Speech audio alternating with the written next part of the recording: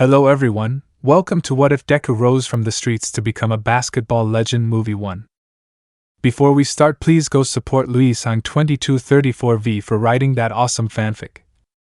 This is the translated version I made. There will be some mistake in character's gender, but of course Deku is a male. Taken from the worst neighborhoods of Japan, from the places where in order to live he had to earn a living playing clandestine basketball games, he saw him, and desperate for players so that his school could finally win a national tournament, he recruited him. Against everything, against teachers, against the director himself, he will do everything possible to turn that boy from the street into what he always dreamed of being, one of the legends of basketball. Introduction: The Fallen Giant. The UA School, one of the most prestigious academies, the best athletes, the best minds, was one of the favorites to win the national basketball championship that year. The bad thing? Was the pressure that this favoritism was bringing them. It was a heated discussion. Either of them wanted to give their point, either the little man, nor the skinny professor. Toshinori, I'm just saying, if we could find someone who could help us transform our team into something, I don't know, he shouted, annoyed, no longer having words to validate his point. Nizu, I understand you, Toshinori, I really do, but I don't see it as feasible. Where will you find someone? There are no talents out there on the street, Toshinori. It's not something you can just grab from a store. All the talents are taken, and you should thank God that we have one of them, said the little man with a nervous tic that was evident in how jumpy his eye was, although he didn't want to show that the teacher was beginning to annoy him. Toshinori, if we had talents we would have won that damn competition years ago. Nizu, I will not allow you to belittle the talent of young Bakugo. Because of him we have come far many times. Because of him UA remains one of the strongest. Toshinori, oh yeah? Then why don't we make a statue of him then? Then why instead of calling it UA we call this school Bakugo Katsuki's Balls? I asked, annoyed. Nizu just closed his eyes, and did nothing but take a deep breath to try to lighten his character and not alter the situation further. Toshinori, that kid hasn't even made it to the draft, and just like him, there are thousands, millions, but better ones, who would kill to have their chance. Nizu, well, if Bakugo is here it is for a reason. I know how upset you are, Toshinori, and I understand. I know that time we were so close. With you, we would have won, and that is what is important. Toshinori, of course not, he shouted angrily, filling the room with silence. It doesn't make any sense if we don't win. I was destined for that championship. I was destined for that draft. Nizu, I want you to answer me something, Toshinori. Is this you worried because the school won a tournament? Or is it the ego of the fallen giant wanting to be reborn in another person? I asked in the calmest way while I saw how Toshinori's frustrated and annoyed look turned into a confused and thoughtful one. We don't need more guys. I know that this time we will get it. Believe me, we can. But before he could finish, his door was slammed hard, the office fell silent. And without further ado, Nizu could do nothing. He simply sat back down at his desk to enjoy his cup of coffee, looking at a photo. It was him and a young Toshinori who inside a large basketball court were raising a second-place trophy. Nizu, that guy has never been a conformist, he whispered with a small laugh, taking a sip of his cup of coffee. The night was still young, although the UA students were sleeping peacefully. Toshinori didn't care about honking his horn as he crashed his face into the steering wheel in frustration. Toshinori, that idiot thinks he knows everything. Well, he's wrong. If only I could find someone capable of leading us to that victory. I would make him someone famous, and I would make myself the person who found that someone famous. But how? How? Thinking simply, he leaned back in his seat. Small tears wanted to come out of his eyes remembering that fateful moment. So without further ado he just turned on the radio. Toshinori, because I had to be there. And he couldn't say anything else. His phone started ringing. Someone was calling him, a coworker. Toshinori, hey Aizawa, I'm a little busy right now. I don't know if you could. Aizawa, hey Toshi, I think you might be interested in this. He tried to speak, but the screams of the people in the background prevented him from doing so. Toshinori, where are you? It's so noisy, he asked, a little irritated by the noise resonating so close to his ear. Aizawa, well, I was looking for some things in the slums, you know, and out of nowhere I came across a group of people. I thought something had happened, but it turns out it's an illegal betting basketball game, and there's someone I think you'd like to see. Hey kid. Are you talking to me? Was heard softly in the background in the distance. Aizawa, yeah boy, how tall are you? I asked, very interested. I don't remember, 209 centimeters I think. Toshinori remained silent. For being Japanese, that guy was too tall. If Bakugo was a promise with 190, he didn't want to imagine what that boy could be. Aizawa, so do you want me to send you the location or? Toshinori, tell me the damn place now. And with a great cry of joy he started his car and, breaking all the speed laws, began to drive to the location. Toshinori, that guy will belong to the school, whether the principal likes it or not. With him we will win, he said with a big smile as he stepped deeper. Street player. Whether you like it or not, in basketball, what matters most is height. Famous short players like Spudweed or Tyrone Bugs are not even a shadow of what the legendary Michael Jordan or the living mastodon Shaquille O'Neal can become. They are real headaches for anyone who steps onto the court against them. All the children listened with excitement to the coach, who reviewed the basics of basketball before starting training. Coach, okay, so before we start, does anyone have any questions? Said the old coach in a somewhat tired tone to a group of children sitting in front of him. Yes, I have a question, exclaimed a boy with ashen hair while a sly smile appeared on his face. Coach, Bakugo? Bakugo, why did you bring that idiot little guy over there? Is he a ball boy or something? He asked as everyone started to laugh a little mockingly at the little boy sitting on the edge of the children's circle. Do you pay so much attention to me to notice my height? That's very cute of you, abnormal, the boy mentioned with a mocking laugh. Bakugo, how can you not pay attention to a boy who is like 10 centimeters tall? He said, getting up from where he was. You already heard the coach. To stand out in this sport you must be tall. A cockroach like you I don't think can even enter the girls' league, he said, followed by a collective laugh from all the children.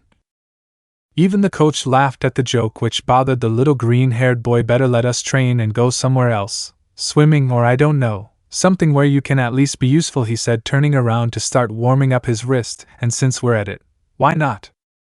But he couldn't finish speaking when a ball hit his back and he fell to the ground.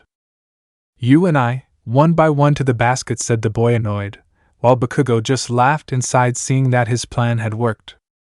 Bakugo Katsuki, to a certain extent, someone famous in his community, not only because at his young age he was already participating in international tournaments in his category, but also because of his incredible height of 1.70 meters at 11 years of age, taking into account that the average in Japan is 1.60 at 14 years old. Everyone knew that this boy would be destined to be a professional for his type of game, which more than one did not like. Come on girl, get up, what, can't you continue? He yawns. What time does the game start? He shouted at the top of his lungs. While the score was 35-13, he had made all those points. When you really play, call me, he said mockingly, looking at his personal mark on the ground with his injured arm. Provocations and insults were the main elements of his game, showing a lot of influence from the American game. The boy was not stupid. He knew how to hurt his rival without being called for a foul, and above all, he knew how to insult him to annoy him so much that he would lose his cool. And that was exactly what he had achieved with the short boy. Bakugo, okay, I accept your challenge, start your game, he said, throwing the ball to the boy. Coach, this Bakugo, he mentioned in a somewhat tired tone but accustomed to the boy's attitude, and without further ado he just blew the whistle so that both boys could begin their dispute. Since they were going to play a basket, the court would be used only up to half, following all the rules that a 21 indicated. Bakugo was inside the area and passed the ball to the boy, who slowly began to bounce it, thinking of some play to be able to finish quickly while Bakugo approached him. Bakugo, come on shorty, hurry up, I'm getting bored, he said mockingly, trying to take the ball away from the green-haired boy. Won't you shut up? He asked angrily. But due to that small distraction, Bakugo took advantage and quickly took the ball from the boy. He quickly ran towards the basket. Honestly, everyone expected that result. Although they were annoyed by Bakugo's game, they did not deny that he was effective, and with a perfect three-pointer, he would teach that boy a lesson. First step, Bakugo took the ball in his hands and in a simple way passed it to his right hand to have greater control over it. Second step, Bakugo prepared his leg to jump, bringing the ball closer and closer to the basket. Bakugo easy. And without finishing speaking, he could only feel how the weight in his hand vanished. The other boy had run straight towards him, and with a single direct slap on the ball he managed to snatch it from his hands and quickly take it. But Bakugo was not far behind. He quickly recomposed himself, took a defensive position, but stepped back. The boy preparing set his arms to throw. Bakugo worriedly lunged at him, trying to block him. He was going to get there. He was not that far away anymore, and just when he got there to block the ball, he just tried to pass by. The boy made a perfect feint. And without even touching the hoop, it was a basket on the first try. The coach blew the whistle, somewhat impressed to see how easily the boy managed to make a basket. "Coach, well done kid, you surprised me," he said, euphoric as everyone approached him to ask about his movements. With a look of contempt, Bakugo just stared at the boy as he bounced the ball hard against the ground, although no one paid attention to him, and shouting his teeth, he just turned around towards the hoop and began to practice free throws, scoring each and every one of them. "Bakugo, if it had been for more points I would have blown it up, I'm sure," he said while continuing to make free throws without missing a single one. That was his first defeat. 8 years later. The creaking of saws was what could be heard throughout the place. It was the UA team, a team that for years had occupied the first place on the lists, until they arrived. UA loses its first championship in the history of the academy. Shiketsu better than UA? The NBA now has Shiketsu as its main draft pick. Where's Katsuki Bakugo? All those newspaper notes were ringing in his head as he bounced the ball from one side to the other, avoiding those in front of him. "Tashinori, Bakugo, put more pressure on them. Take advantage of your height," he said while the boy agreed. "Monoma, don't let him move. Kirishima, you're the second tallest, try to reach him." He trained his team as usual. Although he was already somewhat old, that did not prevent him from being able to lead his team to be the second best collegiate team in the country. "Bakugo, very slow," he shouted, dodging both boys and taking momentum. He made a great jump, dunking the ball. "Yes," he shouted excitedly for the point. "Monoma, what? I didn't even see you move, old man." Bakugo, "Well, better luck next time, dwarf," he said, teasing his partner while Monoma just laughed. "Monoma, keep mocking. I'm sure Ejiro will soon catch up with you," he said, trying to irritate his partner. Bakugo, "Yes, he just needs to grow 10 centimeters more and maybe he can keep up with me," he said while laughing. Kirishima, "Of course, I'm sure that with the right stretches I'll be able to." But he was interrupted when the school bell rang. Tashinori, "Okay guys, everyone comes, we need to go over the next tournament," he said, drawing everyone's attention as they quickly approached. "Okay, Bakugo, you already know the starting shot, you'll make the initial jump." Bakugo, "Yeah?" Tashinori, "Kirishima, Monoma and Todoroki, your left wing, right wing and center respectively," he said, so that the three boys agreed. "And you lead a right post, Bakugo will be the left. You will rotate with Kirishima positions, understood?" He asked, so that everyone agreed. "The rest of us will rotate for the remaining rooms." "Okay, then I think that would be all. You can go except you, Bakugo. I need to talk to you." Bakugo, "Again I mentioned tired something." Kirishima, "No way bro, we'll see each other later," he said as he left with everyone, leaving the gym empty. Bakugo, "What's wrong, coach?" he asked with a somewhat annoyed tone while looking down to see Tashinori. "Tashinori, you've been slowing down, it's necessary that." Bakugo, "Really Yagi? Again with that?" Bakugo asked angrily. Tashinori, "Bakugo, the selectors will come very soon, it's time for you to train more." Bakugo, "What do I train more? Haven't you seen me? I'm 1.95 coach, I'm almost 2 meters tall, I'm almost the same height as Michael Jordan," he said, annoyed. "It's obvious that they will choose me just by seeing me." Tashinori, "Bakugo, are you listening to yourself? You're 1.95 m tall and you may be the tallest player in Japan right now, but that's not enough. What will you do the day someone workshop than you shows up?" he said, teasing the boy. Bakugo, "I'll make him fight me and show him his place," he said, taking his things. "I have talent, Yagi, I'm the best in this damn place. And this year we will lift that trophy, believe me, I am not like you. A few defeats won't make me quit basketball. Toshinori, I'm just trying to make you the best, he said, watching as Bakugo left the place. Bakugo, I already love, he said, looking over his shoulder at Toshi and then closing the door. Toshinori just stayed silent, listening to all the students return to their classrooms, and with a look of disappointment, he just took his things to leave as well. At Hustle by Zarkot. Aizawa, this is mind-blowing. Back to the present, Aizawa just saw how no one could beat the boy. Everyone tried and everyone failed, since in a very easy way he managed to cover them. They played 3-2 or a basket, and in all of them the boy won, earning money in each one of them. You think you're a big deal, don't you, my friend? Well, let's see what you're made of, said a black-skinned man as he bounced the ball in front of the big boy. He tried to get in every way, but it was impossible. The 208-centimeter tall boy exceeded all responsibility to beat him, but in a moment of carelessness the man was able to get past and quickly took advantage of him. He already saw that money in his hands. He was going to make a perfect three-pointer. And just when the ball was about to touch the rim, a hand slammed it against the backboard, sending it flying, causing the man to fall to the ground. And that's it, the boy shouted excitedly while everyone applauded for the great show he was giving, and quickly ran towards the other guy. Are you okay, friend? He asked while helping the man to get up.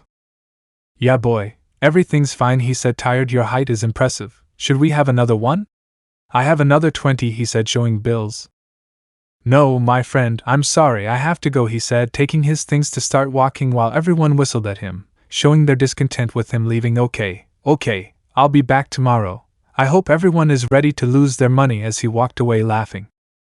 He was walking outside the court in that poor neighborhood where he lived, and in an alley, almost reaching his house, he began to hear some applause. Toshinori, wow, that's easy to find you, he said in a mocking tone. Aizawa, hello again, friend, he said, looking at the boy. Are you following me? He asked in a threatening tone. Toshinori, no, well, a little. What do you want? He said, taking a small knife out of his backpack. Aizawa, wow, calm down, put that down, he said, taking a card out of his pocket. Here, this will explain it to you, he said a little nervously, extending a card that the boy took quickly. You a coach? I asked, confused, as Toshinori raised his hand. Toshinori, it's me. What are you doing here? People like you don't usually come to this place alive. Toshinori, I'll get straight to the point. We're desperate. The academy hasn't won a single. Save it, I already know that. What are you guys here for? To recruit me or something? He said as they both agreed. Forget it. Besides, you already have Katsuki Bakugo, right? Don't be greedy. Try to win with him. Or didn't they put it in the newspaper that he's their star boy and I don't know what else? He said as they walked away from them. Toshinori, wait please, we need you. I need my team to win that championship, he said, taking the boy by the arm. You will also enjoy all the comforts of a sports scholarship, food, lodging, school. Don't you want to ask your mother to see what she thinks? You will see that she will agree with me that this is a great opportunity. My mother is dead, he said angrily, removing Toshinori's arm from his. You better leave now. I don't want to see you around here again.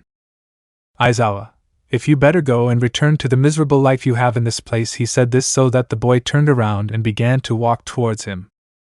What did you say? Grabbing him by the shirt angrily. Aizawa, what you heard. Do you really think this is life, living off what you earn in clandestine games?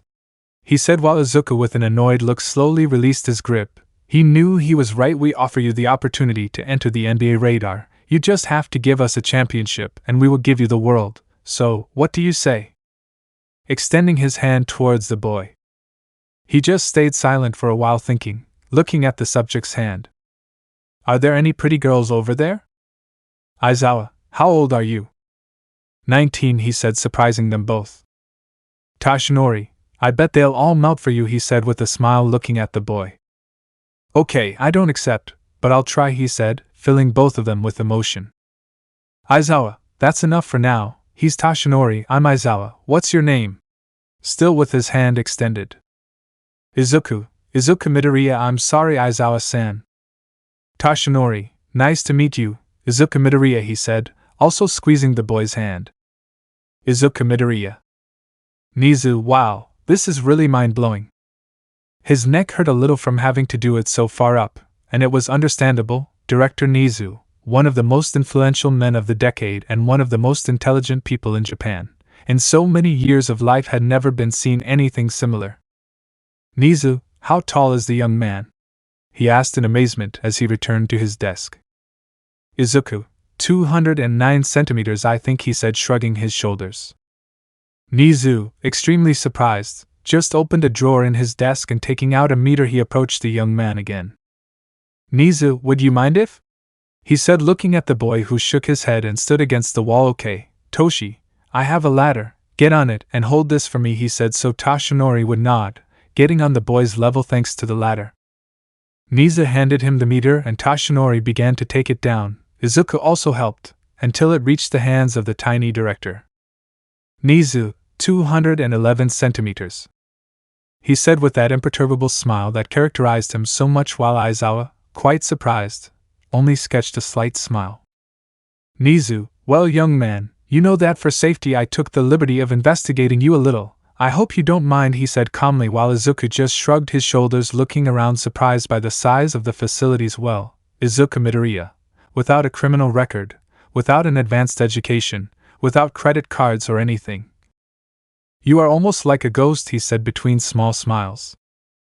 Izuku, well, director, when you don't have money I guess that's how things are, he said in a calm tone, surprising both teachers a little since he didn't agree at all with the boy's attitude the day before. So, if I agreed to study here?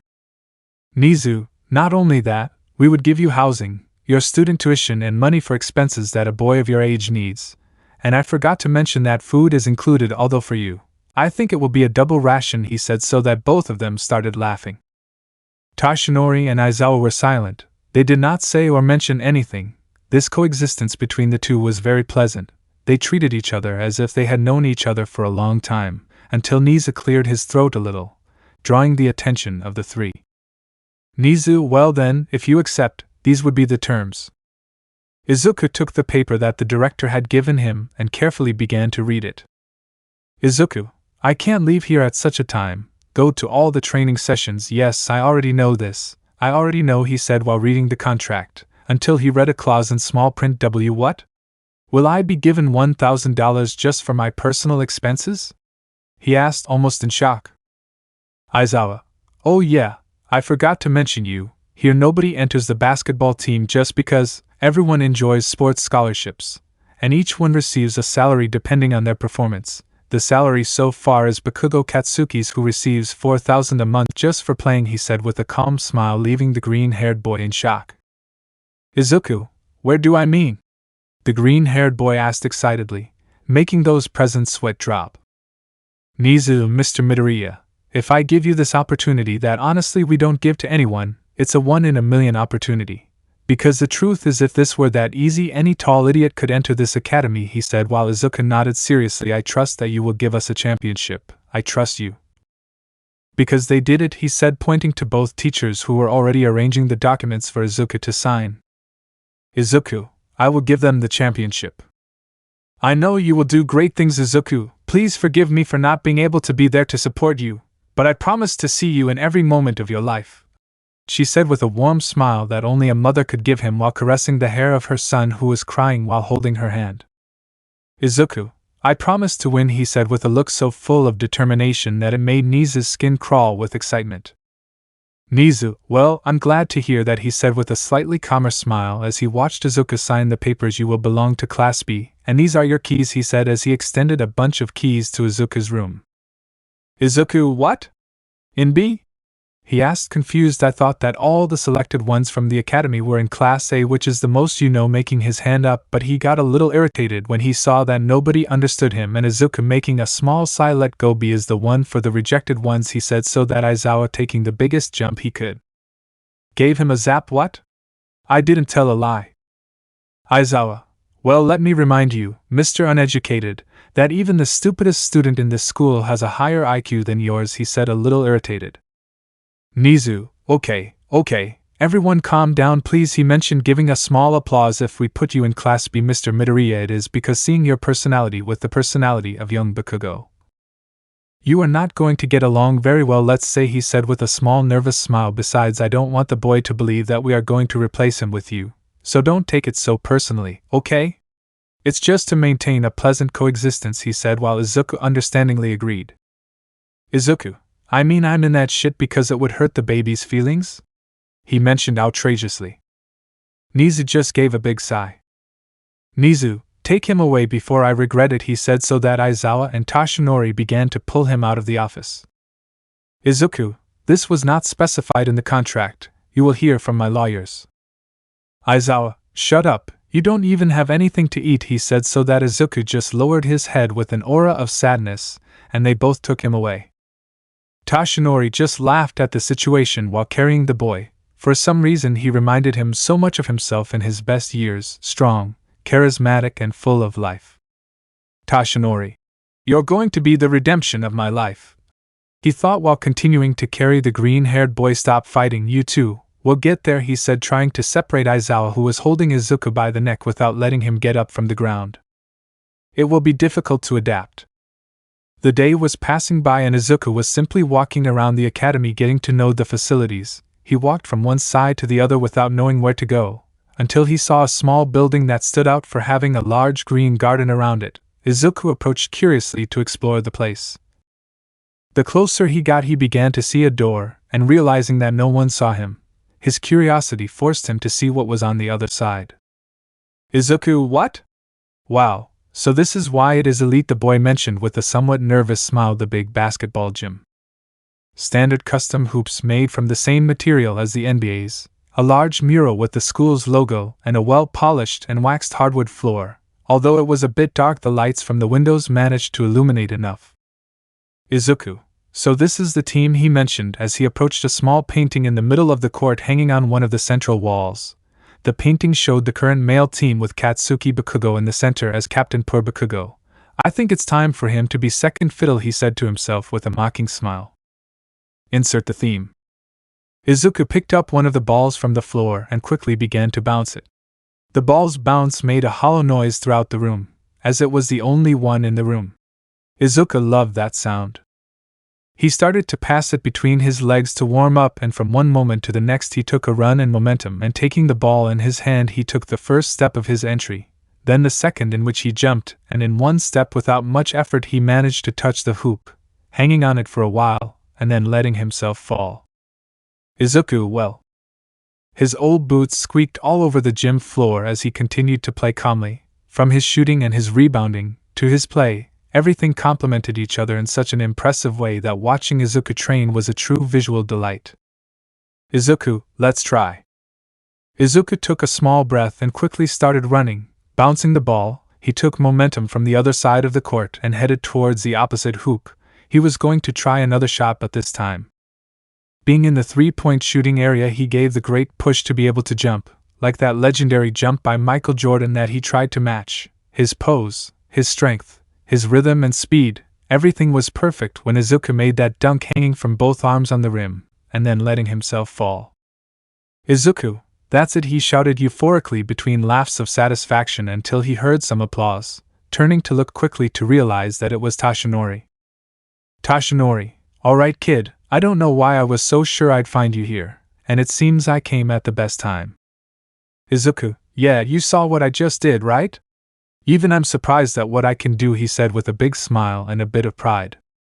Toshinori, you're amazing, he said, sitting on one of the benches while moving for Izuku to sit down. Izuku, a little confused, left the ball on the ground and calmly sat on the bench near Toshinori. Toshinori, you have an amazing talent, you know that, right? Izuku, I don't know, Tosh. I honestly feel like if I was the same height as all of you, I wouldn't be as impressive as I managed to be, he said with a small, embarrassed smile as he scratched his head. Toshinori, don't be ashamed of who you are, boy. You're not just tall. No one is born knowing how to catch a ball. But you took advantage of the opportunity that life gave you and look where it brought you. He said this while Izuku lowered his head a little. Izuku, yes, it's honestly incredible everything that's happening. Although he mentioned so that Toshinori would turn to see him, I would love for my mother to be able to see all this, he said with a slightly melancholic smile. Toshinori, Would you mind telling me a little bit about your story? Izuku just stayed silent, but after a while he agreed. Izuku, what can I tell you? I am the son of a Jamaican immigrant and a Japanese woman. My father died in a construction accident when I was 14, and my mother died of cancer when I turned 17. He said while Toshinori agreed. Listening to the boy, it has been difficult to stand out, but thanks to you two I feel like I have the opportunity to be something more than what I thought I could be. Raising a hand in the air and closing his fist. Toshinori, I'm sorry to hear that, boy, but if it's any consolation, I also lost my parents at a young age, he said calmly while Izuku gave a small laugh. Izuku, then we can start creating a club, he said while Toshinori nodded, laughing. Toshinori, yes, actually, he said laughing, but for now the only club you're going to enter is the one in your classroom. So let's go, he said, throwing something to the green-haired boy that Izuku was able to catch. Izuku, what is this? Toshinori, it's your team jacket. Inside it goes your first payment. We don't usually do this, but I can talk to the director to make an exception for you, so keep it because later we will take you to buy new clothes. Izuku just stood there silently looking at the jacket, and a small smile appeared on his face. He held out the jacket, and with a big smile he nodded. Izuku, wait, new clothes? What's wrong with the one I'm wearing? I've worn them for years and they still feel great, he said proudly, even lifting his foot so that his boots could be seen better. But when he lifted it, Toshinori only saw with a small drop of sweat how the sole came off, leaving the green-haired boy's mouth with the sock outside. Izuku, it's my style, he said looking at his foot while Toshinori just laughed. Toshinori, tomorrow we will go to the mall. But now it is time for us to introduce you to your new classmates, he said so that Izuku swallowed a little hard, something that was noticed by Toshinori. Is something wrong? Izuku, no, it's nothing, I'm just not good with people my age, he mentioned with a small drop of sweat. Toshinori, don't worry, everyone is very friendly, I bet they'll like you. Besides, you have to go rest, tomorrow will be your first training with the team. Izuku, that's true, how do you think I'll leave? Toshinori, I'm being honest with you, he said so that Izuku would nod. You are better than Katsuki Bakugo. With those simple words Izuku calmed down, and with a big smile he agreed to start walking with Toshinori towards the dormitories of Room B. The students began to leave, and absolutely everyone looked at Izuku and some other girl with more interest than others, but wherever he went, they caught everyone's eye since it was not normal to see someone so tall. Toshinori, I told you they would die for you, he said laughing a little. Izuku, yes, but no one has approached me. I think I'll cancel the contract because they're liars, he said, bothering Toshinori while he laughed. Toshinori, well, we're here, he said so that Izuku, getting a little nervous again, agreed. Well, see you there, he said, saying goodbye from a distance. Izuku, what? You're not going to introduce me? He asked, confused and a little excited. He was embarrassed to introduce himself. You're too big for that, he shouted as he disappeared around a corner of the academy. Izuku, damn decrepit old man, he whispered annoyed. Oh well, shit, this is new. Izuku rings the bell. I'll open it, was heard inside. Izuku just took a heavy breath and trying to calm down he watched as they opened the door little by little. Kinoko, yes? To Izuku. Kinoko just remained silent when she saw a person almost twice her size in front of her. Izuku, hello, I'm your new partner. A pleasure, he said with a calm smile, extending his hand to Kinoko. Kinoko silently and with an almost imperceptible blush only raised her hand, still in shock, shaking it with the green-haired boy as he walked to the bedrooms, drawing the attention of everyone who looked at him in amazement and couldn't stop looking at him at every moment. Izuku, it's kind of small, this place, stretching out his arm and touching the ceiling. Well, I guess I can fit, he said laughing a little. Kendo, what can I help you with? He asked in the same state of astonishment as the others. Izuku, hello, it's a pleasure to meet you. I'm Izuku Midoriya and I'm the new member of the basketball team. Nice to meet you, he said bowing. A 211-meter tall boy had just entered the UA's second-year class, a sports scholarship holder, which is the most difficult scholarship to obtain for that academy, was now introducing himself as his new teammate. A sports scholarship? They all asked, confused, curious, but above all, excited. The new member. Setsuna, This will be the sensation on my blog, she said, amazed, as did the whole class after finishing listening to the boy. Izuku, and that's how I got to your classroom, he said with a slightly smile. He was bad at nervous speaking in public. And redirecting everyone's attention, a girl with light skin and orange hair stood up above the others and, directing her steps to the boy, she reached out to him, extending her hand. Kendo, Itsuka Kendo, class president, it is a real honor that a sports scholarship student is with us, she said, bowing to the green-haired boy. Izuku just stayed silent for a moment. He didn't even know what the girl was doing, so a little confused he just turned to look at the closest boy, and he with a smile just acknowledged. Izuku, still not very sure, had no choice but to accept. Izuku, well, if you like this, here you go, he shouted, giving the girl a big slap. Everyone stood in silence for a moment, watching their partner, leader and older sister, fall to the ground hard from the brutality of the blow. Kendo, why did you do that? She screamed, annoyed, on the ground while shaking the back of her neck. Izuku, why you asked me, or why the hell did you get like that? He asked this excited man, trying to help Kendo get up, but she rejected his help. Kendo, it's a bow, I'm introducing myself, don't you know them? She asked as she recovered on the ground, a little dizzy from the blow. Everyone had a small drop of sweat due to the situation that was arising. Trying to calm the waters, everyone wanted to introduce themselves to their new partner, but it seems that Kendo had a few things to tell him. Kendo, you're a giant, wild ape, how dare you hit a girl like that? He asked while trying to slap the green-haired boy. And Izuku, a little stoic, just stayed silent and standing watching as Kendo couldn't reach his face to hit him. Izuku, do you want me to? Kendo, please, she responded with a small blush so that under everyone's gaze Izuku would bend down. A little idiot, she shouted, giving him a slap. Izuku just rubbed his face a little since the force of the blow had been too much. Izuku, forgive me, seriously, it's just that, where I come from, that's not done, he said while scratching the back of his neck in embarrassment. Kendo, so where do you come from, Izu? She asked, still annoyed, making Izuku a little irritated. Izuku, I come from the southern district of Mizurufa, he said so that everyone would remain silent. From the slums? They all asked in amazement. Izuku, hey, more respect for my house, he said while laughing lightly, but yes, that's my home. Reiko, that explains why we hadn't heard anything about you, said a very pale girl as she looked at Izuku. Izuku, what do you mean, talk about me? He asked, confused. Usually when a player receives a scholarship from an academy like the UA, the player must first make a name for himself since elementary school, a girl mentioned in a serious manner, with a serene attitude and a stoic look. Kendo, thanks Yui, he said so that she would nod while she looked at Izuku a little more. Reiko, exactly, for example, Katsuki Bakugo, most of us here have known him since before entering the UA, since he, as she sees Izuku, well, he was the tallest youth player in Japan, she said while a few affirmation.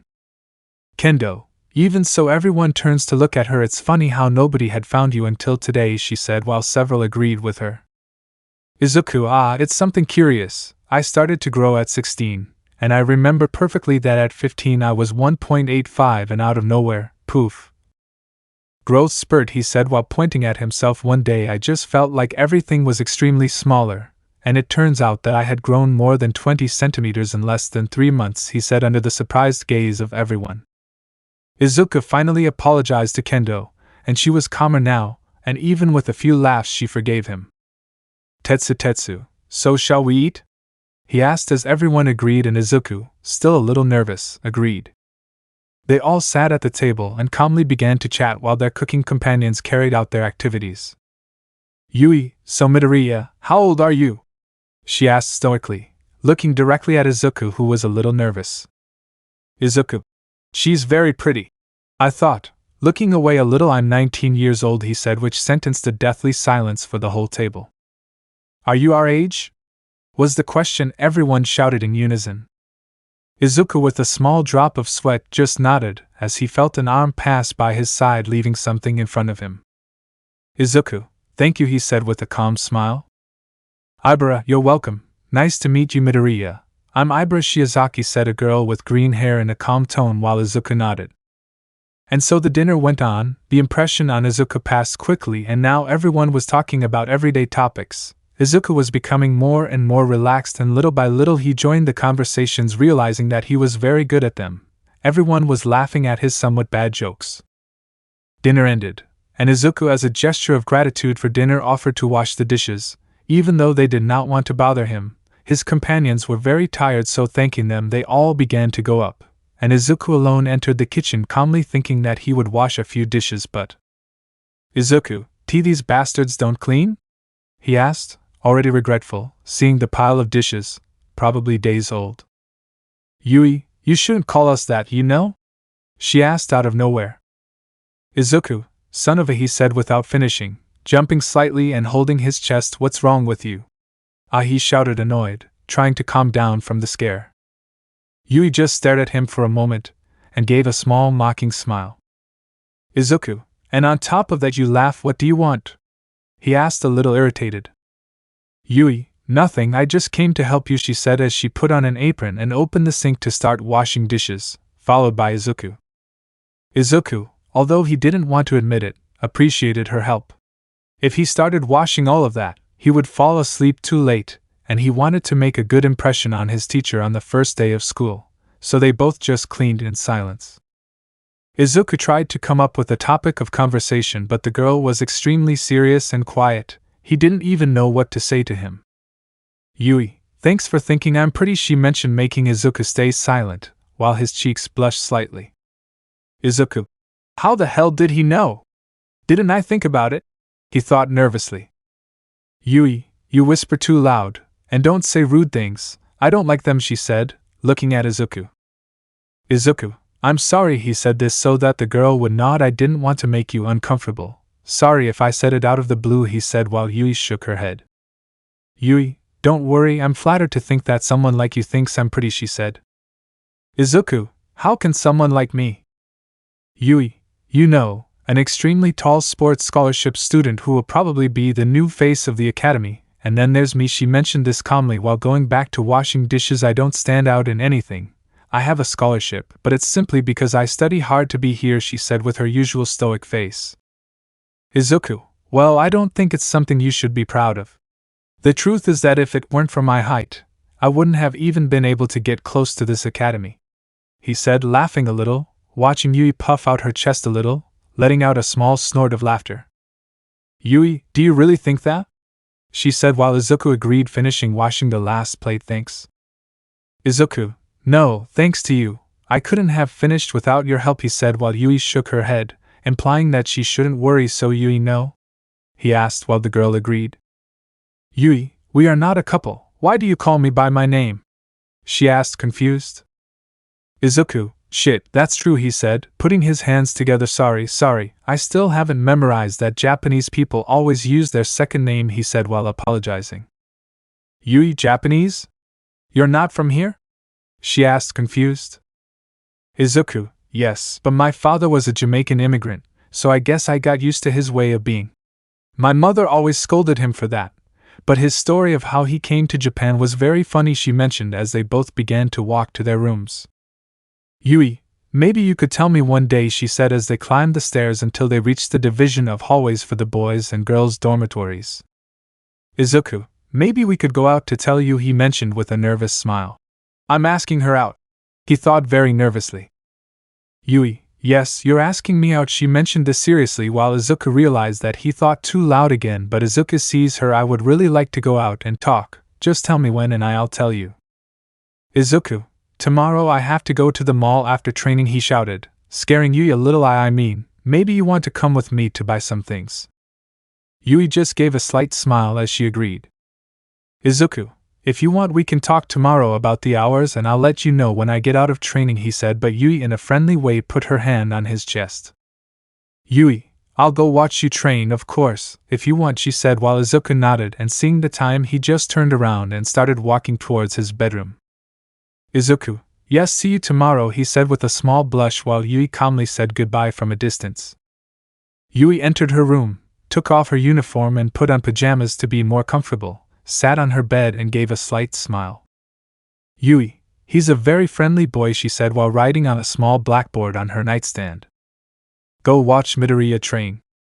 Yui, No one had ever asked me out before, she said with a small smile as she fell asleep in her room. Is he nervous too? She asked herself as she fell completely asleep. Izuku, I don't fit in this shit were the words he said when he saw how almost half of his legs were outside his bed. It's going to be a tough night. It was a cold day for the UA, a frozen morning as they called it. All the students of Class 1B were gathered in the common room to do a student count. Kendo, well, we are 16 then. I think we don't need anyone, right? She said while looking at all the students except one. Although I feel that someone is missing, she mentions thoughtfully while her classmates had a slight drop of sweat since the girl didn't notice.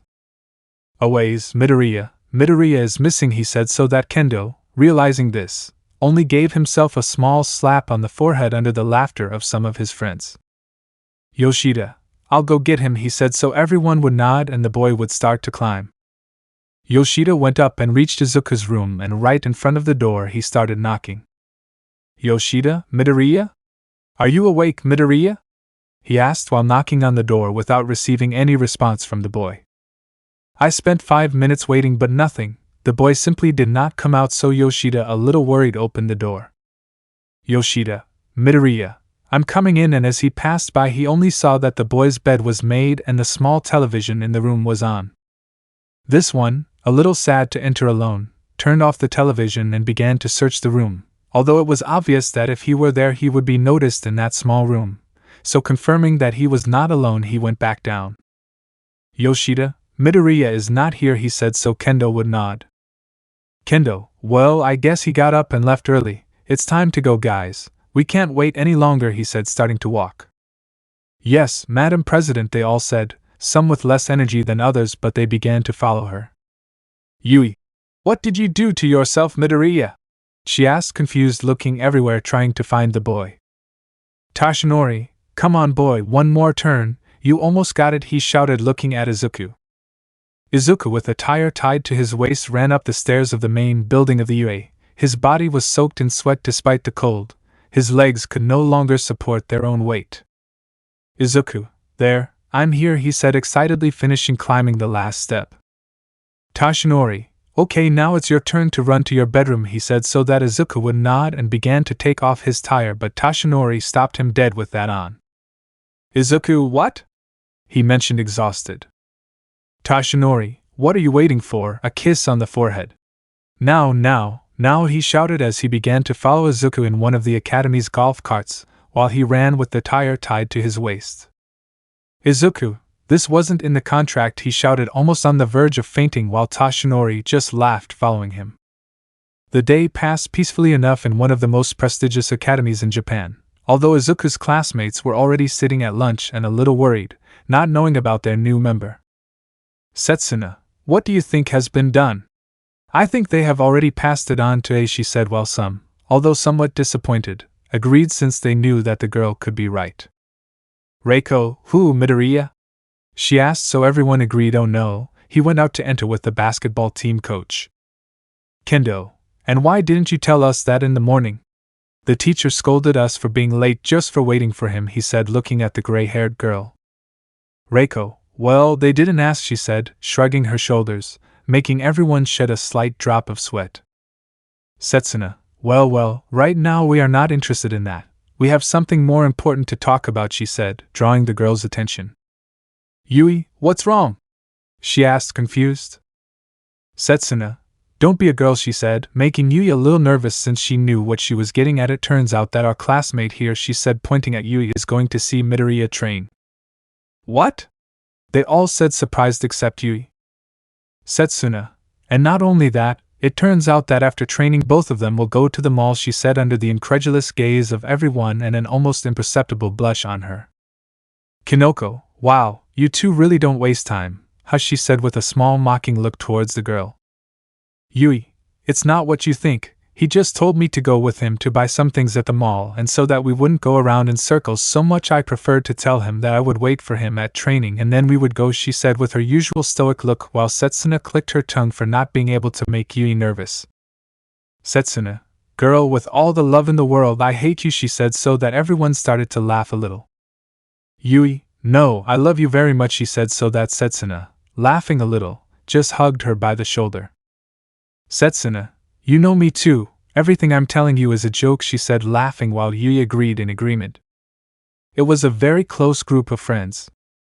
Yui, speaking of which, what time is it? She asked, confused. Reiko, it's 3 p.m., training starts at 3:30, so you have time, she said, so that Yui, a little more relaxed, agreed and enjoyed her meal in peace. Setsuna, so you really want to see him, he said, so that at last his wish of seeing the girl blushing more than usual was fulfilled. Yui, shut up, she said nervously to continue eating under everyone's laughter.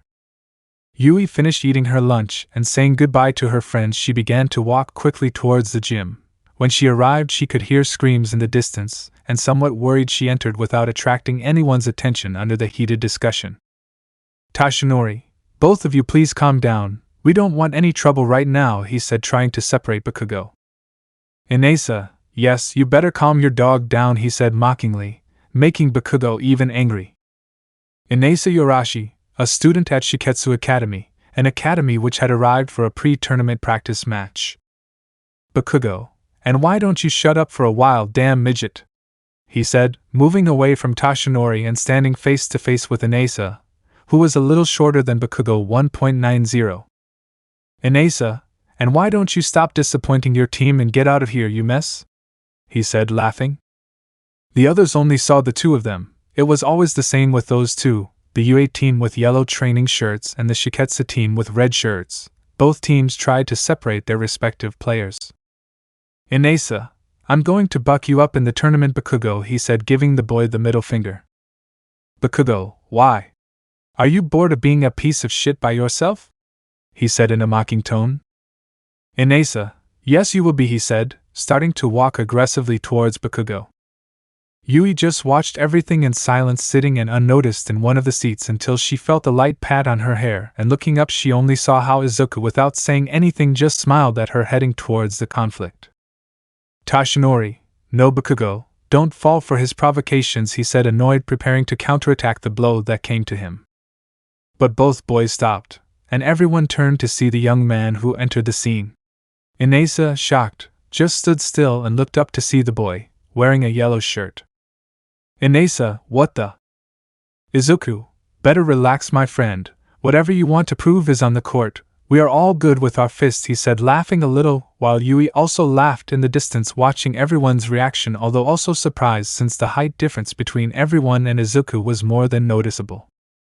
Bakugo, who the buck are you? He whispered, confused and stunned.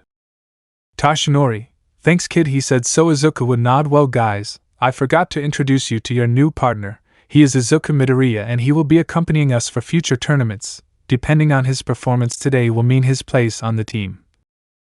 And for those wondering, he is 19 years old just like you, he said, while no one stopped looking at Izuku in disbelief. Shoto, 19 years since his first divorce maybe, he said with a serious and calm look, but somewhat astonished, looking up to see the boy while his rivals laughed nervously at the joke. Bakugo, how tall is this bastard? He asked angrily without leaving his trance, looking at Tashinori. Tashinori, 211 centimeters, he said, so that both teams would remain silent, and Izuku just laughed a little, drawing everyone's attention. Izuku, so, you must be the famous Katsuki Bakugo? I've heard a lot about you, nice to meet you. I hope we can get along, he said as he extended his hand to Bakugo with a mocking smile. Izuku Midoriya could also be a little proud. UA vs Shiketsu 1. Izuku extended his hand to Bakugo, and with a small mocking smile he just took his hand and shook it. A tense atmosphere. Yui in the distance just recorded everything to show it to the green-haired boy later, since from her perspective everything looked very funny. Izuku, I'm sorry if you won't be the greatest player in Japan anymore, still shaking his hand. Bakugo only looked at him for a moment, and tightening his hold he looked at him in his eyes.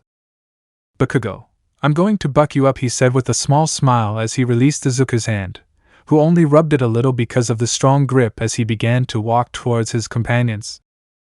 Izuku, we're on the same team, idiot, he whispered as he walked towards Tashinori. Then the atmosphere could relax a little. Bakugo talked to the team while Izuku talked to Tashinori. Tashinori, well, you're going to start. I know you're used to playing as a forward, but do you feel like you can play as a right post? He asked while Izuku was thinking. Izuku, yeah, I think I could try, so what do I have to do? Pointing to the team.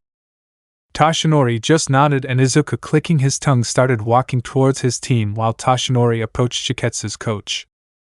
Coach, I envy you, Toshinori. He's a great prospect, he said, handing him a soda. He's going to bring you a lot of fame if he manages to become famous, he said, laughing. Toshinori, thanks, although the truth is he mentioned this while turning to see him. He is just a 19-year-old boy trying to fit in with those of his age. Coach, 19? He asked incredulously while Toshinori laughed and agreed.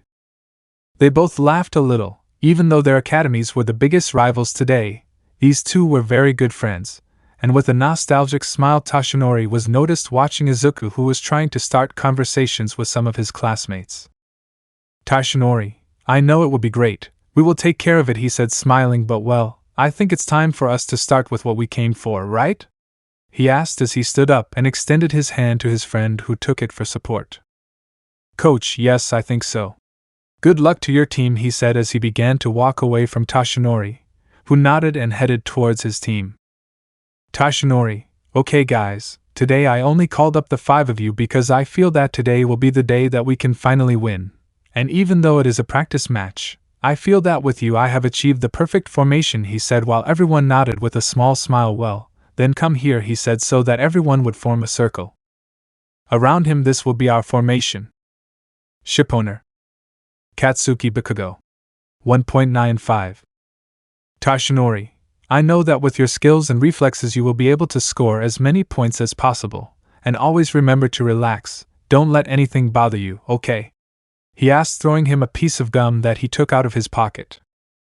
Bakugo, I love this shit, he said, starting to chew the gum while Toshinori agreed. Left wing.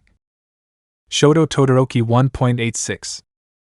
Toshinori, your 3-point shot is the best I've seen in a long time. I trust you when things get tough, you already know it. Few words, lots of action, he said with a big smile while Shoto just raised his thumb with that stoic look that characterized him so much. Right wing and left post.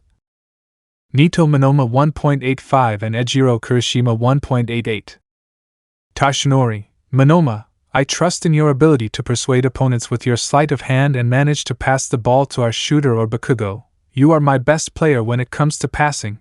I trust you for all the assists. Monoma, you say frog and I jump, he said so Toshinori would nod.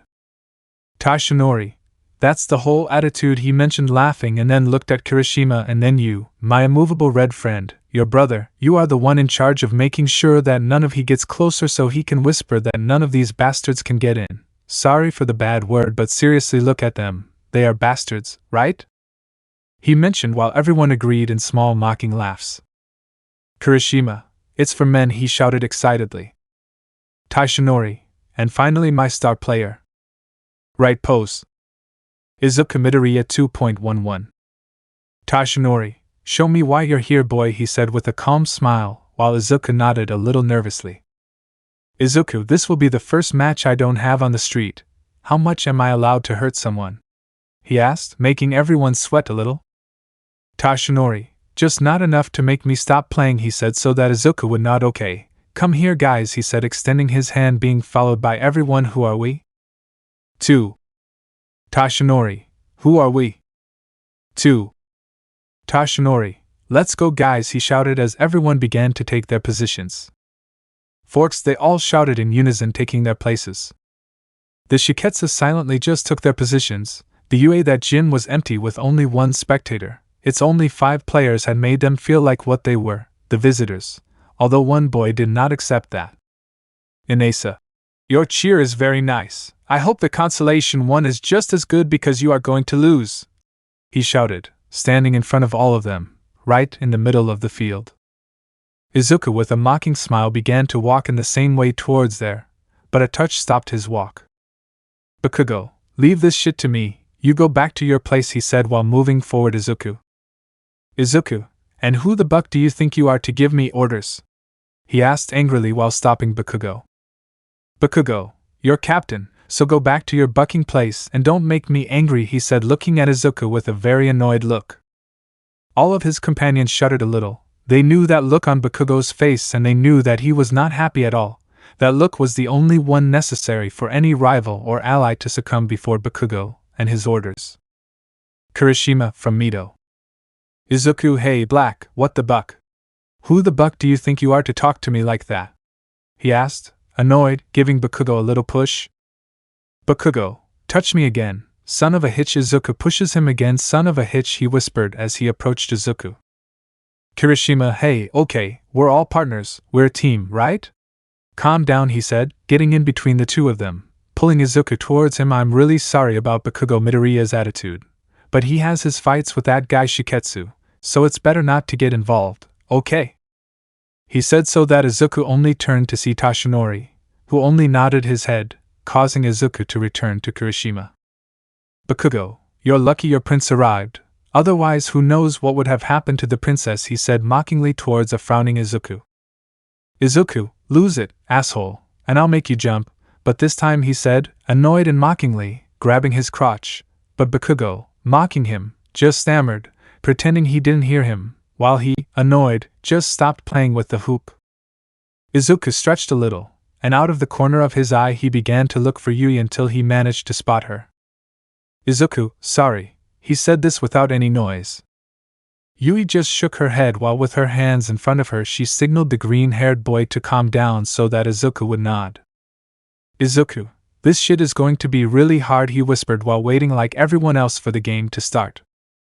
Inesa and Bakugo were face to face, neither said anything although Bakugo took his height as an advantage, looking down on Inesa who was bothered by that. Toshinori, okay guys, I want a fair game, no insults, no hitting, nothing at all, got it? He asked with a ball extended between the two boys. Okay, now play, he shouted throwing the ball in the air. There were a few moments of silence. The ball fell and in a single jump Bakugo managed to overcome Inesa and taking the ball he threw it with force backwards being received by Monoma. Coach, okay Inesa, next time you have it, now try to get it back, take a defensive position, he shouted so Shiketsu would take the position of 3.5 circle and the two posts guarding the basket. Monoma started walking while dribbling the ball. He saw Todoroki out of the corner of his eye, and nodding Todoroki started running, his personal brand trying to cover him. Shoto, right, he whispered, making a small movement towards that side and quickly moved to the left to receive the ball from Monoma. He took a small breath and, holding it in his hands, felt everyone watching him. The opposing team was desperately approaching him and his team was preparing near the hoop in case he missed. Yui watched all this from afar excitedly. She had never been interested in sports, but for some reason this match that had just started had her hooked. Shoto shot the ball. It went straight towards the hoop. In a miscalculation the ball spun inside the hoop and went out again. Toshinori, damn, Todoroki is back in your. And from the 3-point shot position, no one said anything at the impression of such a long jump. Placing the ball in his hands he passed it under his legs while he turned 180 degrees and in an almost unreal way with his back turned he did a dunk, making the ball enter the hoop concisely and falling to the ground. He only looked up to see them all. Izuku, honestly, I don't know how you all work, he said as he slowly smiled, and Toshinori watched him with an excited smile, but what I do know, he mentioned as he pointed to his chest, is that I'm better than everyone, he said with a big smile as he listened to the whistle announcing his point. Bakugo, this son of a hitch, he whispered annoyed as he watched Izuku clap hands with Todoroki, who thanked him for saving the point. And even though Bakugo wouldn't admit it, he somehow felt a pressure in his chest and an immense fury coming out of him, which was strange since it was the first time something like that had happened to him on the court. It was the first time he felt envy, the first time he felt fear, the first time that someone was better than him. On the benches Yui looked excitedly at her phone. She was able to capture on video the amazing jump that Izuku just made, so she was with an excited smile and sent it to the group they had with the class.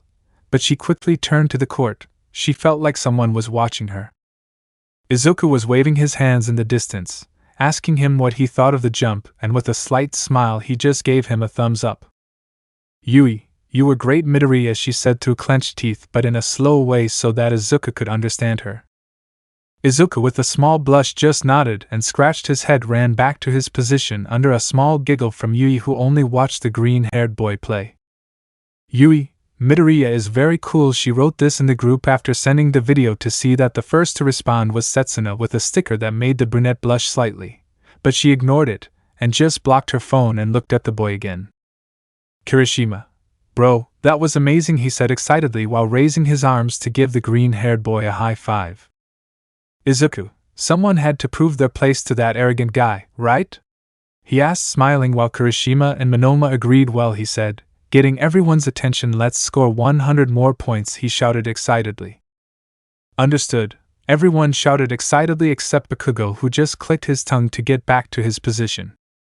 The match started to happen, and the more it progressed the more confidence Izuku gained. With every dunk, every shot, every self-inflicted foul, Izuku understood the difference between street basketball and the real thing. The real thing was nothing compared to what I played on the streets, but for some reason, I loved it. Bakugo had the ball and began to do a sleight of hand, while Seiji, a purple-haired boy who plays for Shiketsu, tried to take it away from him, but it was almost impossible. Bakugo had control on the ground. Seiji saw the ball and Bakugo took this concentration against him and, taking a run, began to bounce it towards the hoop. Seiji managed to keep up with him by walking backwards, but his reaction was late when Bakugo stopped, suddenly causing the boy, who had little control of his step, to fall to the ground. Bakugo just watched him and laughed at him. Taishinori, throw it away, Bakugo, he shouted while Bakugo, laughing, just denied. Then Bakugo, under everyone's gaze, intentionally threw the ball against the backboard so that it would bounce, and with a big smile he jumped and took the ball and nailed it hard into the hoop hanging from it, and then fell to the ground with force. Bakugo, did you see that, stupid? That's how you make a good dunk, he shouted excitedly while looking at Izuku. Where's the idiot? And Bakugo didn't finish speaking since, like everyone else, he only saw how Izuku approached Seiji and calmly extended his hand. Izuku, everything okay? He asked, worried about the strong blow that the boy gave himself. They remained silent. Taishinori just smiled a little calmly. Even though both coaches were friends, their teams never got along. Their games were always filled with fouls, arguments, and sometimes even came to blows, so no one expected something like that to happen. Seiji, thank you, he said, taking Izuku's hand while he helped him get up. Izuku, don't pay attention to those idiots' taunts. That's what he wants, to make you angry, so calm down, okay? He asked while Seiji nodded, laughing lightly. Izuku's street accent was kind of funny. Izuku, by the way, he said so that the boy would turn to see him, can I give you some advice? He asked so that the boy would nod. Never let the attacker guide you. You must stop him, at the moment, that the bucking gentleman over there. Hey, Bakugo shouted angrily. Izuku, try to do that again. You stay still, you must defend him, not accompany him, so if he tries to pass, don't move. If in any case he pushes you too much, it will be a foul and you will have 2 shots, do you understand? He asked so that Seiji, with a monotonous look, just put his fingers on his chin, thinking until reaching a conclusion he agreed. He was very similar to his partner Todoroki. Then Izuku, shaking hands with the boy, just retreated to his position. Yui, with a tender look, saw Izuku and, smiling, just took a picture of him. Yui, I'll send it to you later, she said to lock her phone again, watching the game.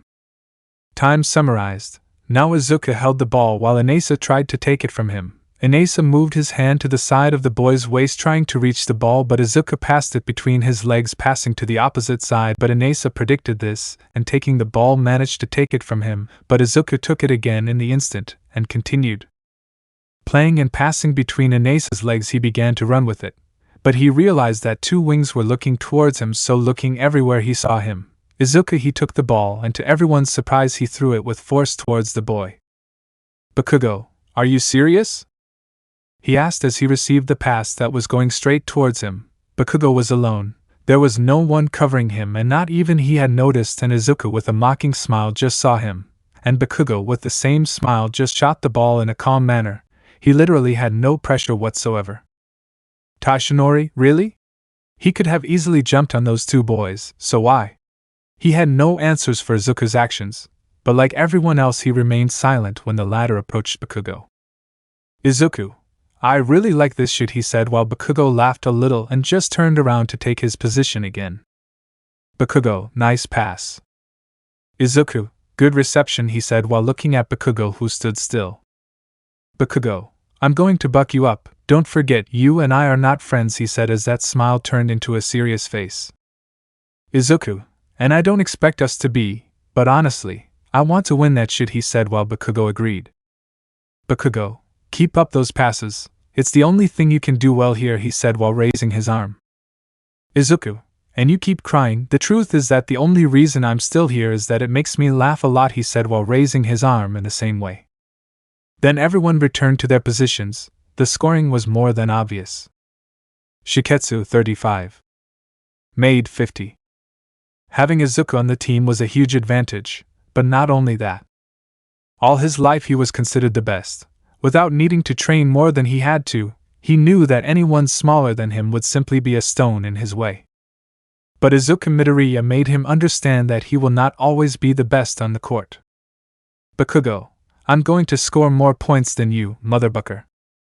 Katsuki Bakugo 17 points. Izuku, I want to see you try, Captain, he said mockingly. Izuku Midoriya 18 points. And for the first time in a long time, Toshinori had seen that smile that they saw so much in Bakugo before he was what he is now, that smile of excitement when playing in a match. Toshinori now knew the influence that Izuku came to cause to the team. Because now everyone had that smile, they were excited for the match. And even though it was practical, for some reason they all wanted to show why they were there. They wanted to show that whether Izuku was there or not, they would not be their shadow. Yui vs Shiketsu 2. You can do it, Midoriya. It was Yui's scream as she watched Izuku grab the ball tightly as he began to run with it. Coach, he doesn't know how to play, guys, he's just tall. Stop him now, he shouted, euphoric and a little annoyed. For the first time in more than 3 years his team was going to lose a practice match. Izuku just listened to him, and with a small smile he just closed his eyes, breathed heavily and took his run. Inasa tried to take the ball from him and Izuku bounced it under his legs and passed it to his other hand, and raising it as high as he could along with the ball he took the first step. Inasa tried to jump to take the ball away from him. He was able to reach it, but he couldn't take it away from him. Second step, Seiji tried to get in front of the boy to be able to mark a 2-point foul, but Izuku managed to dodge him. And with a jump he put the ball on the backboard and hanging from it he let himself fall to the ground.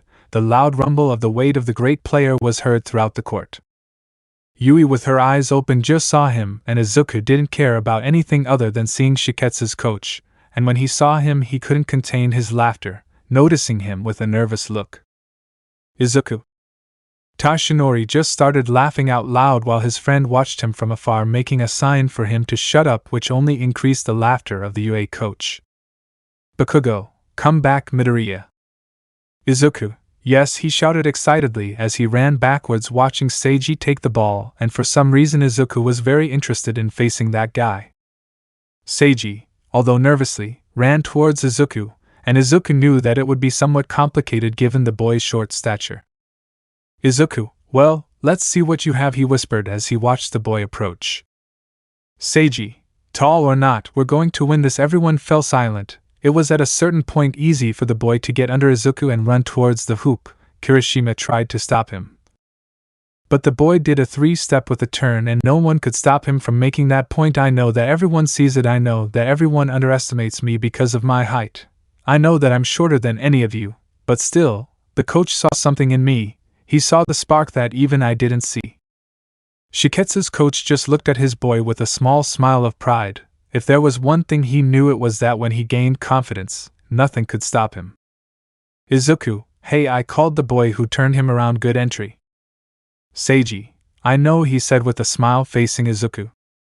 This interaction was unreal. At a certain point, Yui couldn't help but laugh lightly.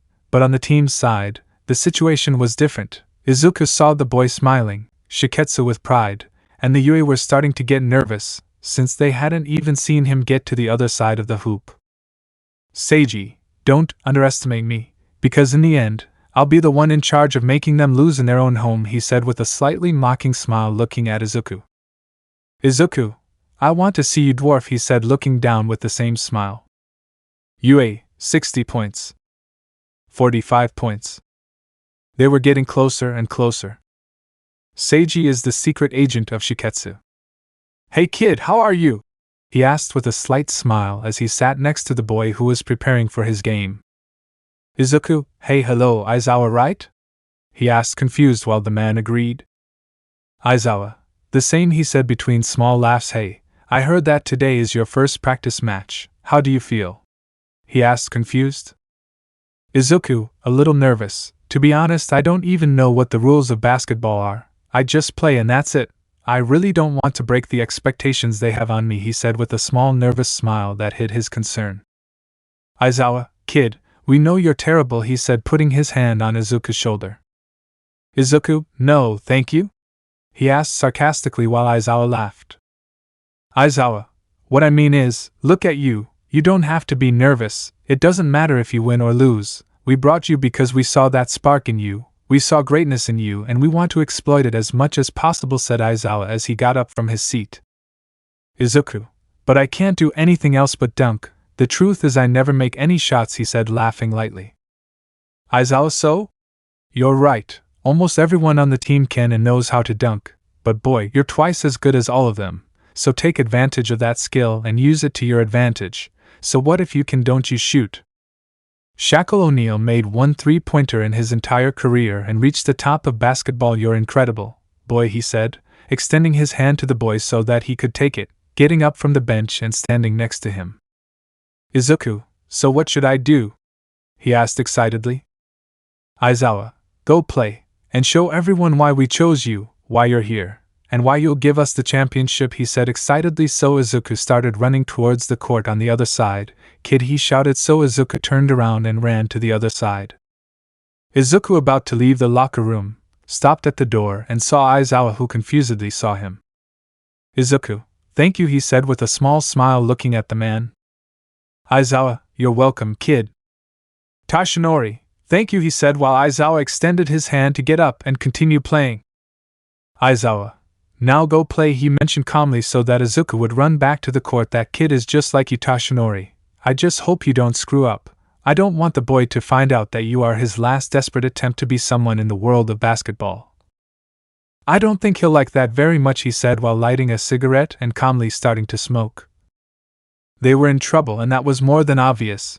No matter how much Izuku tried to stop him, he couldn't. The boy was extremely fast and could go under the tall buildings without any problem. Seiji ran tenaciously towards the net. It was becoming more and more difficult to reach him. It seemed that instead of getting tired he took more energy. Izuku, for a moment, a carelessness of the boy, managed to take the ball away from him with a slap. Unfortunately it was not just the ball. Coach, foul, 2 points, free throw. Made, 61. Shiketsu, 60. Seiji, with a small smile, just stood in the free kick area, calmly taking the ball and pointing it towards the net. First point. Inesa, come on buddy, you can do it, he shouted, shaking hands with the boy. Izuku, shit, now what? He asked himself, annoyed, trying to come up with a plan against the boy. Amidst his whispered ideas, a boy approached him and, taking him by the shoulder, brought him out of his trance. Bakugo, stop whispering and go win that damn ball, he said, looking Izuku in the eyes. Everyone was silent. Honestly, they never imagined seeing Bakugo giving his job to someone else. Izuku, aren't you going to cry if... Bakugo, don't you ever shut up, idiot? I mentioned this, offending Izuku. I already told you and I'll repeat it so that it's extremely clear to you. I hate you, we're not friends, you're not special because of your height and they're making you grab them by the balls. Can your damn street dog head understand that? Izuku, hey, what the hell is wrong with you? He asked this annoyed one. Bakugo, first rule of official basketball, always stay calm, never let yourself be offended by your opponent. Everyone at that moment fell silent. Toshinori couldn't believe it, and his companions, well. Is he teaching him? Was the thought of everyone in unison, seeing the pair. Izuku, why are you telling me this? Because you're helping me. He asked confused, preparing to fight for the ball on the second shot. Bakugo, I'm not helping you. I want to win, and right now I'm your captain, and as your captain, as all of them, it's my duty to lead them to victory, he said as the whistle blew and Izuku, with a mocking smile, just prepared himself. Izuku, you're an idiot. And Seiji missed the ball. Izuku took it, and everyone was preparing to fight for it. and Izuku threw it to the other side of the court. Toshinori, what are you doing, Mito? Izuku just smiled, while all of Shiketsu began to run towards Bakugo, who with a smile just took the ball. Bakugo, eat this, you bastards, he shouted, slamming the ball hard into the hoop. I'm telling you seriously. One more rudeness and I'll kick those two off the field, he shouted, looking at Bakugo and Izuku, who just laughed when they saw him. Toshinori, these two. And the duo of Toshinori and Aizawa do it again.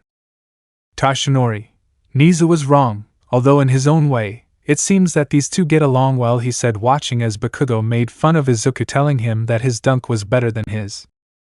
UA, 64 points. 62 points.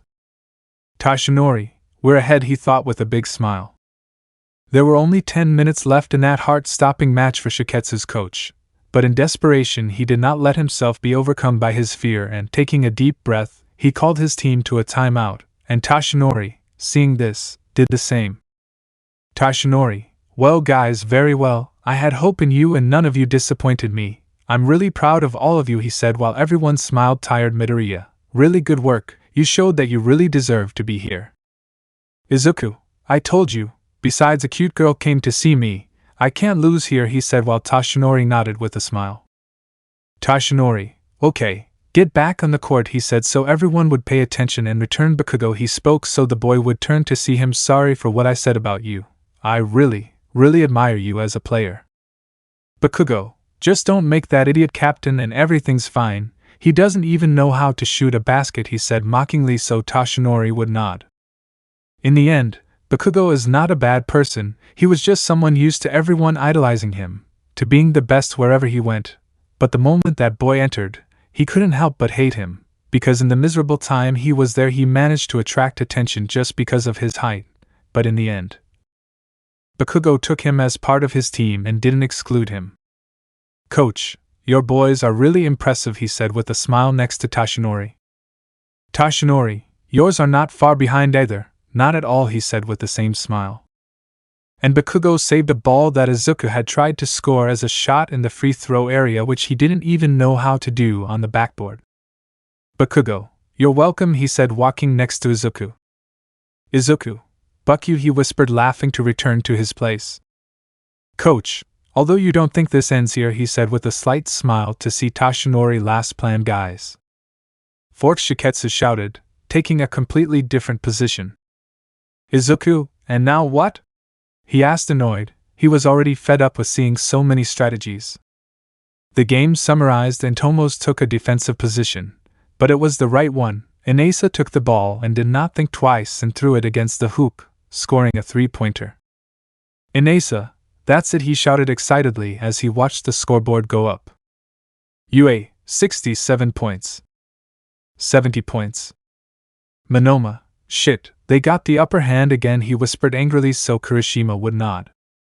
Kirishima, Bakugo, I think that with him. Bakugo, no, we never do that shit, and even less with this idiot. I don't think we can do it, he said pointing at Izuku. Izuku, asshole, he said looking at Bakugo.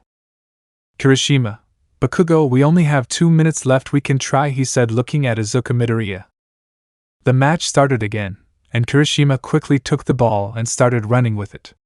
He had 2 personal marks, but luckily for him, both went in the same direction, so he passed it to Bakugo and quickly made a screen, preventing them from passing. Toshinori, come on Bakugo, he shouted as the boy ran towards the board. And everyone saw something confusing the way Bakugo left himself ready for a block, but Inasa, confident and blinded by overcoming both boys with a big smile and for the first time in his history, had managed to block Bakugo by slamming the ball against the backboard. Inasa, take that, you idiot. And he just watched as Bakugo spread his arms while Kirishima looked up with a big smile, and it was too late for Inasa's reaction when Izuku jumped over the entire free kick area. And I scored the ball with force. UA, 69 points. Toshinori, 1 more point guys, just 1 more point, he shouted desperately looking at the scoreboard. 5 seconds. Seiji began to quickly run towards the UA side so he could score the last point that would signal his victory. 4 seconds. In a reflex action, almost miraculously, Monoma managed to take the ball out of the boy's hands with a clean slap. 3 seconds. Kirishima received the ball, looking for the star shooter. 2 seconds. Shoto had 3 personal bests at the time and Kirishima improvised. And Yui just watched from afar as Izuku briefly aimed at her, and taking the ball that Kirishima passed him, he threw it. The final sound of the game was heard. This was the last. Everyone was stunned. The ball hit the backboard and slowly managed to hit the hoop, and going around in seemingly endless circles, it ended the torture of the boys, entering there once and for all.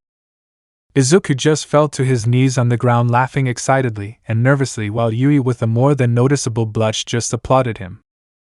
Yui, should I dedicate it to myself? She excited thoughtfully. Izuku, I didn't think this shit was going to work, he thought, trying to control himself. And under the shouts of all their teammates, they finally celebrated the first victory of the UA against 𝐋𝐞𝐲𝐽 after 3 years of defeats. UA, 71 points. 70 points. Yui Kodai. Who scored more points? Was the question of both as they looked at Tashinori desperately. Tashinori, alright, I'll tell you right now, let's see, he said this one looking at his notes. Katsuki Bakugo. 23 points, he said this one, so Bakugo nodded with a big smile. Bakugo, get over it, you bastard, he said mockingly, looking at Izuku. Izuku, shut up, idiot. They still haven't said how many I wrote down. How many were there? He asked seriously, looking at Tashinori. Tashinori, well, Izuku Midoriya, he started laughing lightly when he saw his notes. Bakugo, let it go, old man, this desperate man said. Tashinori, 23 points, he said this so that Izuku with a big smile only saw Bakugo. Izuku, did you hear me, idiot? I think that tying you in my first match counts more as a victory than a draw, he said while Bakugo clicked his tongue and began to walk towards the others. Bakugo, you better shut your mouth, he said as he began to walk towards where his other teammates were. Tashinori, Midoriya, I mentioned this getting the boys' attention, good job. Izuku, do you think? I think I could have done better. I feel like it wasn't me in this match, he said to sit next to Tashinori, who with a small smile just took him by the shoulder. Tashinori, do you see those over there? He said, pointing to his team. And Izuku, a little confused, saw how everyone looked at him directly. With a look that seemed like hatred, Izuku just gave them the middle finger, which only Bakugo responded by doing the same while Kirishima and Monoma began to laugh. Izuku, why do you seem to hate me? I thought we got along, he whispered, a little confused. Tashinori, they don't hate you at all, kids, they challenge you. Izuku, what do you mean? Tashinori, all these guys are true professionals of this sport, some out of passion, others out of necessity, but at the end of the day they are all here for a reason. None of them are bad or new to this. But seeing someone so different from what they are used to, with such a new style of play, someone of your caliber. Do you know what happens to them? Izuku, do they get scared? Do they cry? He asked between small laughs, pointing at Bakugo. Tashinori, no, all of them are inspired to be better than you. He stands up. You won't have it easy at all, boy. From now on the worst comes. You just got rivals on top of you, rivals that you will have to do your best to not surpass you. And those are your own teammates, he said to extend his hand to Izuku, who, leaning on him, stood up. Never make the mistake of underestimating them, they can teach you a lot. Izuku, yes, he said, shaking Tashinori's hand tightly. Tashinori, now come, you're going to learn the most important things about official matches, he said so Izuku would nod. Izuku, by the way, Toshi, he turns to look at him, I never thanked you, you know, for this, he said with a small smile while Tashinori just shook his head. Tashinori, you don't have to thank me for anything, I found you by myself, but the one in charge of discovering you will be you. You will be the one who writes your story in this academy, and with my support, with Aizawa's, with theirs, pointing to his team, I know that all of you will become professionals, so come, va. Tashinori just stayed silent as he felt Izuku hug him. With a small snort, he just patted the boy's shoulders lightly. Izuku, thanks for getting me out of all that shit, he said, laughing as he began to walk with Tashinori. Tashinori, don't even mention it, boy. It looks like player Tashinori just injured his arm. Tashinori, don't even mention it. Thanks for the game. They all shouted in unison. And without saying a word between rival teams, each one went their own way while the Shiketsu coach said goodbye to Tashinori from afar, who with the same gesture saw them leave the gym. Shoto, we finally won, he said excitedly as he lay down on the ground with his shirt soaked in sweat from all the running they had to do. Kirishima, yes, I was really scared at the end when I saw that you had all those marks, but luckily Monoma was able to pass it on to Midoriya. He said this so that Izuku nodded with a big smile. Bakugo, by the way, stupid, why did you only do that shot? I mean, a few more like that would have been very helpful. He said this so that Izuku, laughing a little, just lowered his head. Izuku, well, that's the first free throw I've ever made. What? Was the reaction of everyone in unison. Monoma, what do you mean you've never taken a free throw? Izuku, it's just that I never had the need, you know, he said while pointing at himself, implying his height. Shoto, although you are right, this one calls Izuku's attention. You can't depend on your height all the time. The same thing happened with Bakugo until they did his first block in the bad way. He understood that not everything is about nailing it, he said with a small mocking smile looking at Bakugo. Bakugo, shut up, idiot, he doesn't have to know that, he said annoyed while Kirishima laughed. Besides, you're just jealous because you don't even reach the board. Shoto, you're right. And that's why I've worked hard to improve my shooting to the point where it's almost impossible for me to miss one. He said this so that Izuku would nod in understanding. Izuku, that's why the 3 marks? Shoto nods, but you know, you're tall enough to reach the board, why don't you do it? I asked, confused. Shoto, I can't find a suitable jumping technique, and none of these bastards want to teach me, he said with a somewhat frowned look at the rest. Monoma, it's not our fault that we have such conflicting schedules, he said with a bit of remorse for Todoroki's look. Then Izuku came up with an idea. Izuku, okay, let's do something. How about you teach me how to throw and I teach you how to jump? He asked, confused while looking at Shoto. Shoto, are you sure? I don't want to bother you, you know, he said this so Izuku would deny it. Izuku, no, because I would also be learning, so tell me, what do you think? He said, raising his hand. Shoto, okay, it's a good deal, he said to shake the boy's hand. Then under the gaze of a small smile, Tashinori just cleared his throat so that everyone turned to see him. Tashinori, well guys, I'm very proud of all of you. You achieved what we thought was impossible years ago. We finally managed to win a match against Shiketsu. And under that shout, everyone on the team began to cheer and applaud while Izuku was confused and didn't understand anything, although the idea was given. Tashinori, but everyone turns to look at him. This is just the beginning. Schools stronger, academies with high-caliber players. What awaits us from now on is something for which we must prepare. The championship is approaching, and academies from all over Japan will participate. We must train until exhaustion, to win, think like champions. Let's be champions, they all said in unison except Izuku, who just raised his fist like everyone else. Tashinori, okay guys, go to your dorm, get out, go rest, he said so everyone agreed. By the way, Midoriya, your request to leave the academy with Miss Kodai was allowed. You must be here at 5, do you understand? He asked this so that Izuku nodded while taking the envelope that Tashinori gave him. Izuku, this is, he said for Tashinori to nod.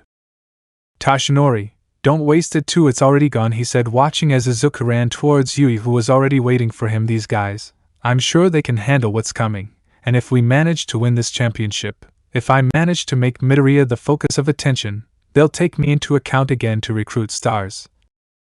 I'll be able to be someone in all this shit again, he said to take his backpack and begin to retreat silently towards the teacher's offices. 5 minutes before, Yui had gotten up from her place. A small blush flooded her face, and taking a small breath, she only began to go down the stairs while calling someone. Setsuna, yes?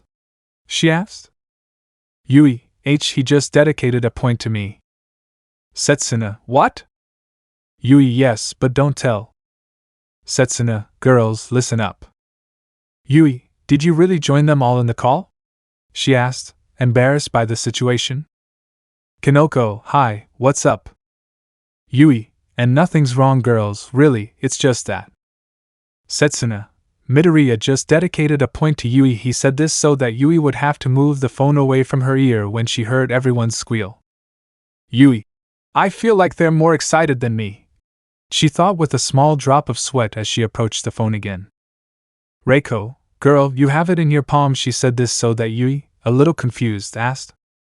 Yui, no, wait, don't talk about Midoriya like that. He's a person, not something I should take advantage of. She said this so that Yui with a small smile only greeted Izuku, who from afar was signaling her to wait a little longer. I just don't know what to tell you, because the truth is that nothing like that has ever happened to me. So, Setsuna, girl, don't be humble, you have it in your palm, and what are you going to do about it?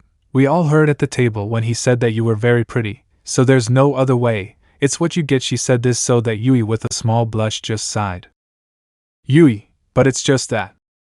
Kendo, but nothing, you're going to go down, and you're going to thank him for that point with a kiss on the cheek, and when you go through the mall you'll take any opportunity you have to take him by the arm, believe me, that will drive him crazy. He said so that all the girls on the call would agree with him. Yui, PP, but I barely met him yesterday, how am I going to do that? She said while the others ran. Ibara, just do it, you'll thank me later, she said to get off the call. Kendo, no way girl, code, if one of us gets out the rest of us have to finish, good luck, she said this one to get out. Kinoko, bye. Pony/Reiko, bae, they said goodbye to get off the call. Yui, don't leave me alone girls, what am I going to do? She asked desperately. Setsuna, Yui, just thank him, you don't have to be so hasty, you know that those girls sometimes give some advice. She said this so that Yui gave a big sigh and nodded. Just be yourself, tell him how it made you feel that he did that in a selfless way, he will appreciate it, but he won't take it as something super important for you. Make yourself desired, she said this laughing to get out of the call. The call ended with only one member left. Yui with a small sigh trying to calm down just put her phone away. She was not stupid, she knew that Izuku liked her, but she also knew that they didn't know each other. She did not know his defects or his virtues, but even if she did not admit it, she also had a slight interest in the boy. So swallowing all her nerves, she just finished going down the stairs seeing Izuku, who came towards her. Izuku, Kodai, what did you think of the game? He asked excitedly, looking at the girl with a big smile. Yui relaxed when she saw that smile that was so contagious that the girl also had it, which was strange, since she was known for being a very stoic, serious and expressionless girl, but that smile made her smile back.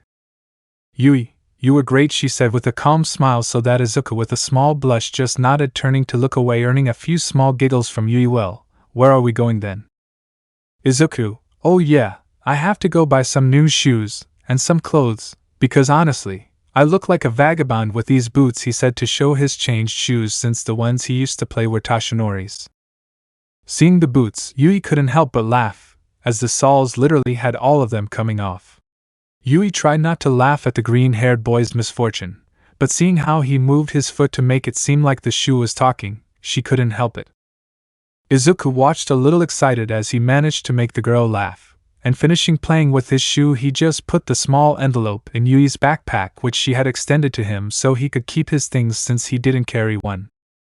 Yui, do you also remember to buy notebooks and a backpack? Midoriya, not everything is sport, right? She said this so that Izuku with a slightly bored look agreed. Izuku, yes mom, he said this to start walking out of the gym with Yui.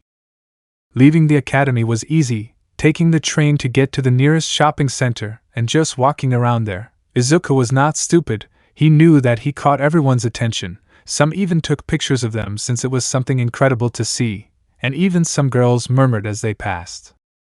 Yui, they do stare at you a lot, don't they? She asked while taking a sip of the drink they had bought when they arrived at the mall. Izuku, yes, I know, I'm sorry if it's uncomfortable, I swear I don't like that to happen, he said with a small fake smile. Yui remained silent for a moment looking at Izuku. She didn't know what to do. She had never been in this situation where she had to comfort someone or make them feel better, since honestly she had never cared to do so. Yui, what do I do? She thought desperately. Izuku, noticing Yui's indifference, just laughed a little and continued on his way. Izuku, so where is he going? And Izuku remained silent, although his face did not show anything. His heart seemed like he was going to escape from his chest. Yui had taken him by the arm to start walking together. "Izuku, what are you doing?" he asked stoically, but in a certain way he was dying of nerves. Yui, "Well, if I can't do anything to stop them from seeing you, at least I can be with you so they can see us both," she said with a small smile while looking at Izuku. Izuku was silent for a while, and out of a combination of nerves, empathy and tenderness, he began to laugh, patting Yui's head lightly. And Yui was no different from him either. Dying of nerves, she just walked next to the boy. Both adjusted their pace to the comfort of the other so that the excessive difference in height would not give them so much trouble when walking, and in a calm way they managed to take the pace to continue walking. Comparative. Honestly, Izuku didn't pay attention to Toshinori. He bought whatever he saw and liked, and he had even bought a few things for Yui, who, although she was dying of shame, accepted, since to be honest she liked the duo of sweaters that Izuku had bought her. After a while, and both tired, they lay down for a moment on a bench in the shopping center in front of the food court.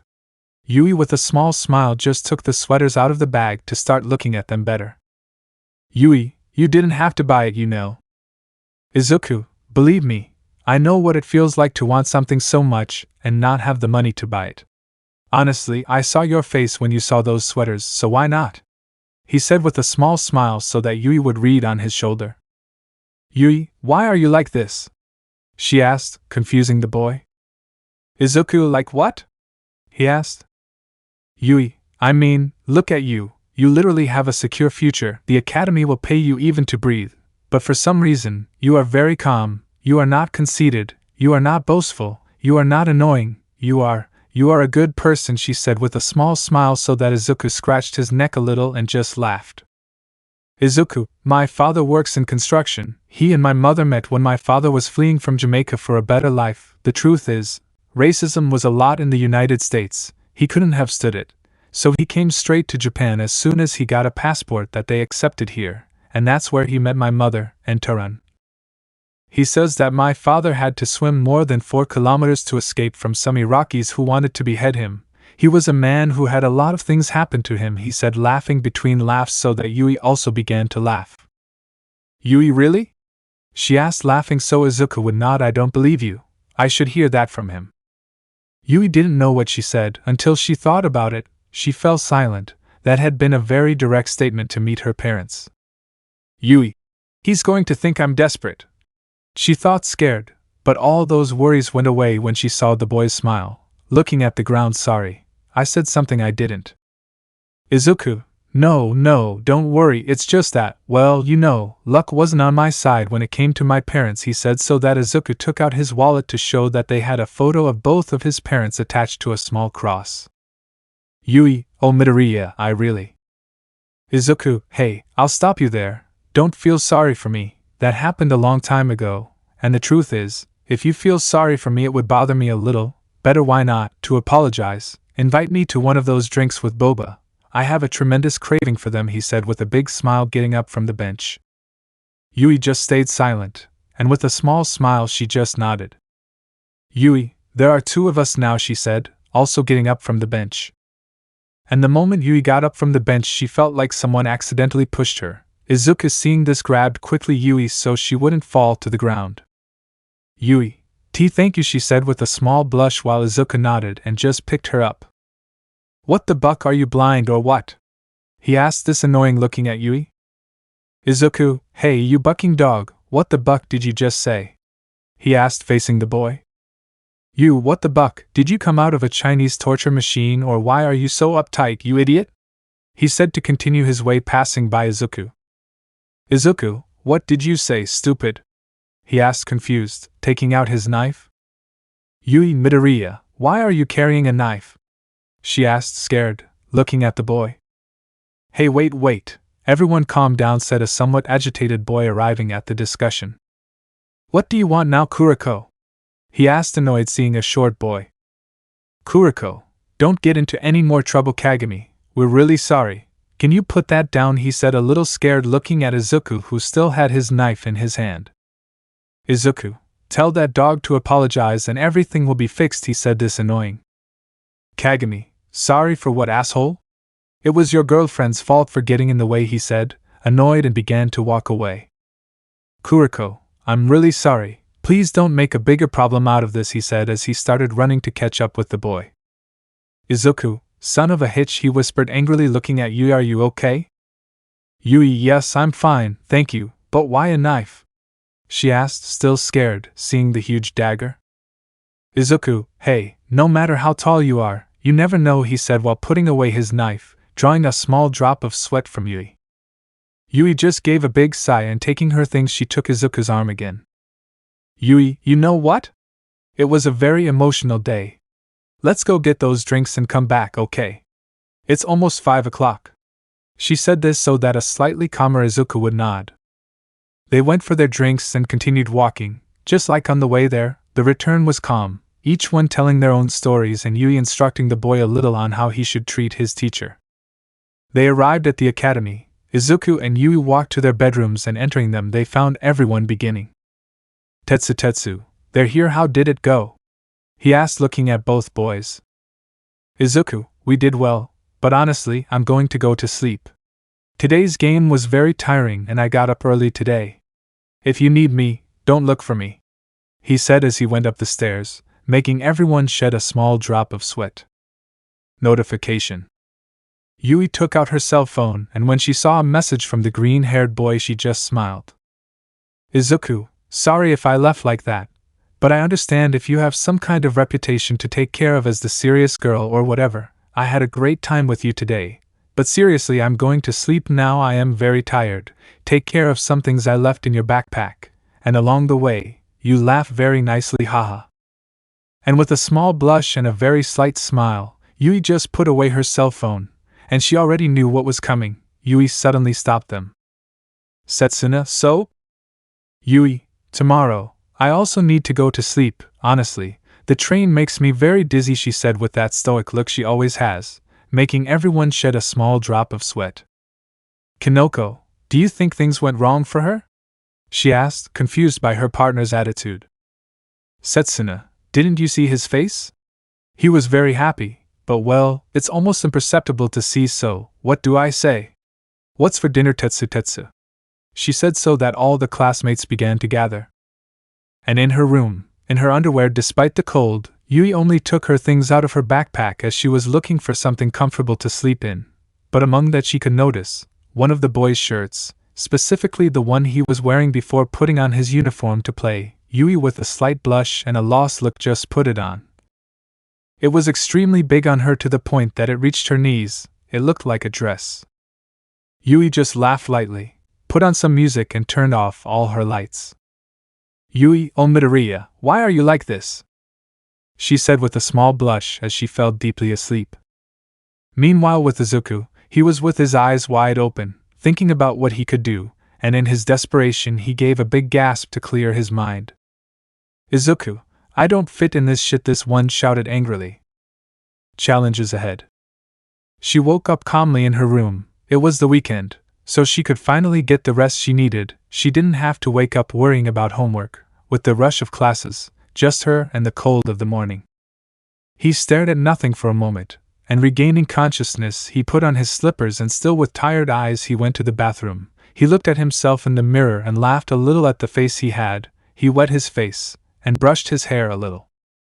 The moment he finished making his hair look a little more presentable, he began to brush his teeth while he felt the breeze hit his legs. Feeling the cold run through her, she quickly put on some pants to withstand the cold, and with the toothbrush in her mouth she ran back to the bathroom to finish what she was doing.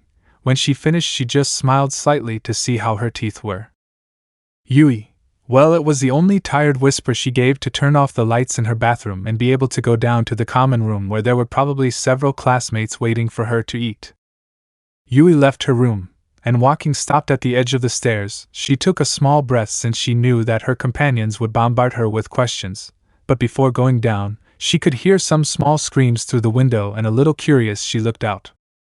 And a small blush appeared on her face when she saw him there, as awake as anyone would be on a Saturday, that despite the cold she only had shorts and a cap holding her hair. Yui, it looks very cute, she whispered with a small smile. But that smile faded from Yui as if it had never existed. seeing how a girl of somewhat large proportions approached the boy, a notebook in hand and well covered from the cold, while Izuku and Toshinori stopped their training to pay attention to her. Yui just watched with a small vein on her forehead but without changing her expression, as the girl began to touch the boy's abdomen and measure it with a measuring tape. Yui, what is he doing? No wait, they're nothing, he's not your boyfriend, he's barely your friend, you can't be jealous, she sentenced to herself as she headed downstairs to finally have breakfast. Yui was upset, she was interested in the green-haired boy, but her little or almost no knowledge of boys did not let her act correctly without the support and advice of her friends. Good morning, Kodai-san said when they saw the girl arrive. Yui greeted them, and was a little confused to see how her friends looked at her with a somewhat incredulous look. Scared, she only began to look at herself. Had she come downstairs in her underwear? No, she was wearing her pants, so why were they looking at her like that? Yui sat next to her classmates, who quickly took their phones, and Yui, understanding, did the same. Chat. Kinoko, so, did you have a good time last night? Yui, what do you mean? She wrote this while off-screen she saw them confused, but all of them with their eyes wide open looked at their phones again, and with a small sigh from the girl she did the same. Ibra, Kodai, with all due respect, don't you think it was too soon for that? Setsuna, so that's why you were so eager to go up, right? You had it so well hidden. Kodai, she wrote this while laughing lightly but still looking at her phone. Yui, what? Reiko, so, did you guys sleep over or do something else? Yui, girls, I seriously didn't do anything like that with him. After I went up he already went to his room and I went to mine. Why do you think we did something? Kendo, I don't know, maybe it's because you look disheveled, or maybe because of that strange stain on your lips, or because you literally have a shirt of his on. Yui was silent for a moment. She lowered her phone with that monotonous look, and, wiping away the trace of toothpaste she didn't notice, she stood up. Yui, what's wrong with you girls? She shouted as she started running with a big blush on her face while a little smoke came out of her head. Setsuna, you can't run away from us, Yui. We will find you and you will tell us everything, she shouted as they began to chase her. Yui, I'm not running away, I just want some fresh air, screamed trying to get out of the dorms. And at the moment of almost crossing the door, of almost escaping from her friends who wanted to bombard her with all the questions that they misinterpreted, Yui felt like she collided with something. She was about to fall to the ground because she was so stunned, but Izuku managed to take her quickly and he, feeling that support, instinctively attached himself to the boy's neck, leaving him in a somewhat compromising pose. Izuku, hey Kodai, are you okay?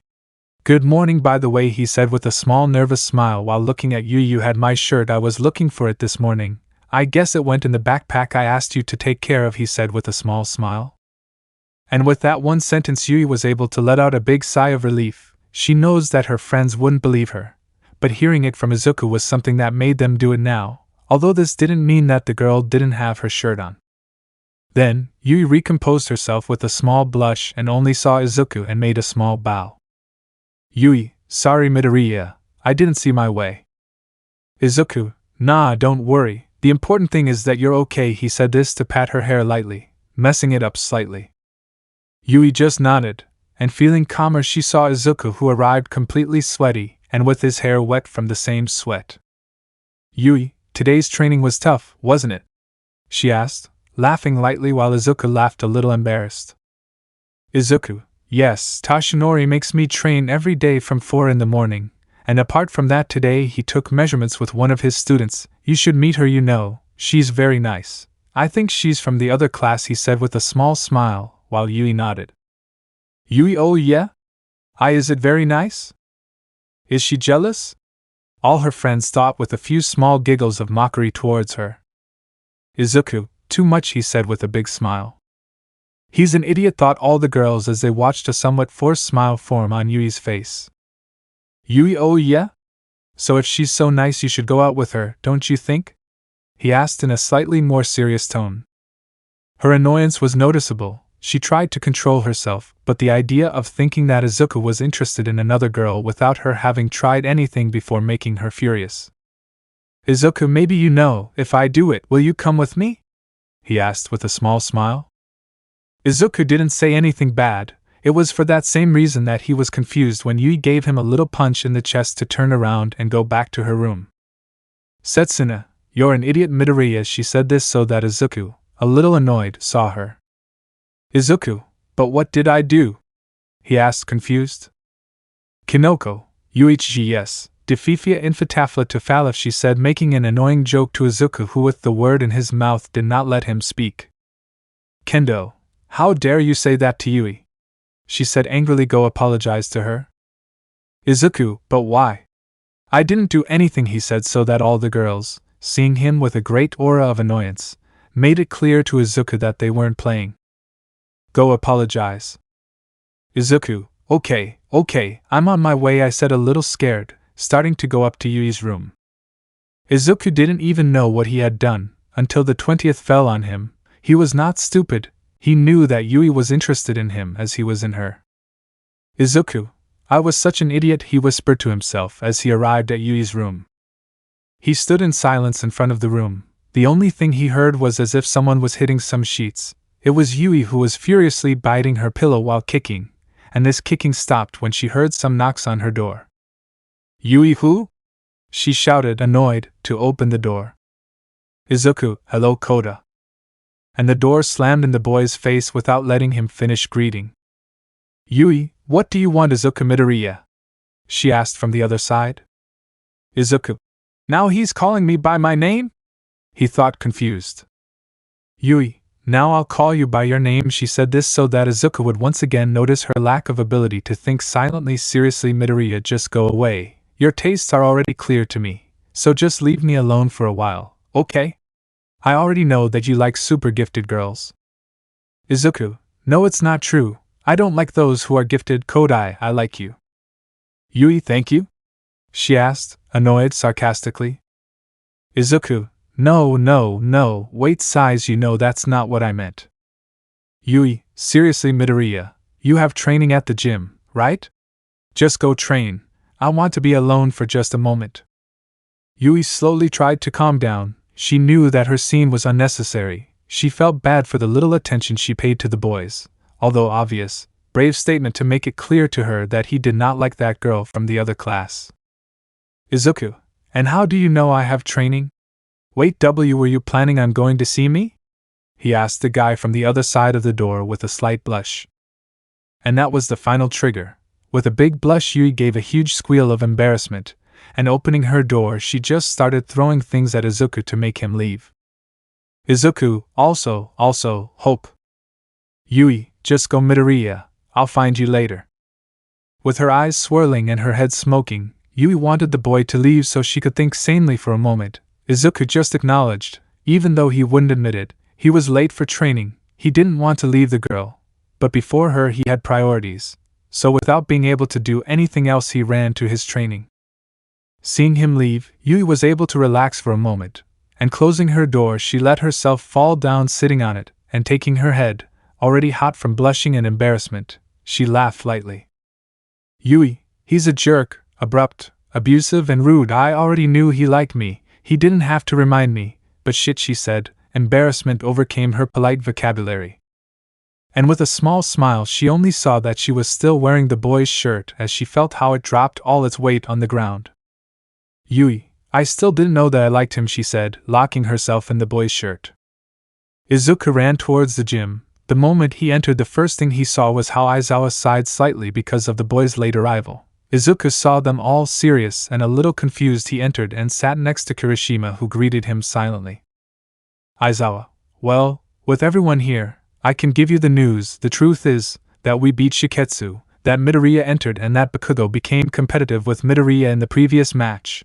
Put us on a very interesting radar, he said with a small smile as Tashinori entered to stand next to him. Tashinori, Shiketsu's coach, told us a lot about what happened here, and we were considered for a friendly quadrangular tournament that would take place in Tokyo. What? Was the cry of everyone in unison.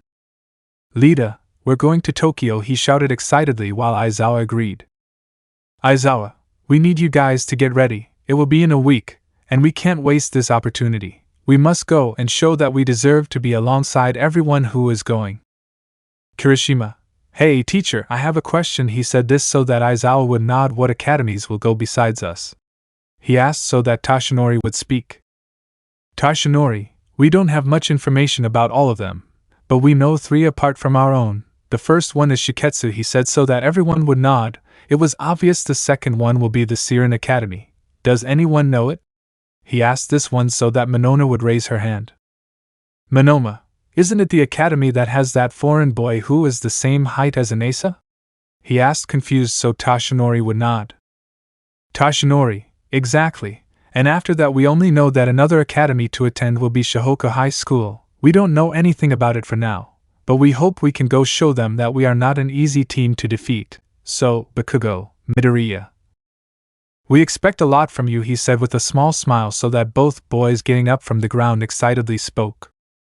Izuku, come on Toshi, you know that with me you can defeat all those bastards, he said with a mocking smile looking at Bakugo. Bakugo, if a 1.70 dwarf takes it from you, I don't know what you mean, that it's enough for you, he said this so that more than one person laughed, even Izuku. Aizawa, okay, both of you should sit down quietly, he said so that both boys, still laughing, would sit down. We have another important matter as well, he said so that everyone, confused, would just turn to look at him for obvious reasons. Toshinori and I can't always be busy with the team's affairs, so since some of you found out, we put out a call for a manager who can support us technically and organize all the outings, and I need you all to decide between the following profiles to see who you choose. So Aizawa began to pass a few sheets to each boy, with the profiles of the people who had applied. Izuku, a little confused, began to look at them. Izuku, Mei Hatsum, Ponit Sinatori, 𝐋𝐞𝐲𝐞𝐬, Momo Yayorosa and Izuku remained silent, looking at the girl's profile, cold, calculating, staying calm in moments of tension, quiet but strong when needed. Izuku, so that's why he knew the schedules. Toshinori, do you know who you're going to vote for? He asked so that everyone seeing the sheets still didn't notice, but Toshinori was surprised to see how quickly Izuku raised his hand. Yes, Midoriya? Izuku, yes, I vote for Yui Kodai, he said with a small smile so that Toshinori agreed and wrote down the girl's name. Next chapter. The red-haired monkey, king of the bounce. Let me know in the comments below if you guys want the next part. Also check out my other video that has been shown in left. Thank you for watching. If you enjoyed this video please like and share this video. And have a fantastic day. Bye.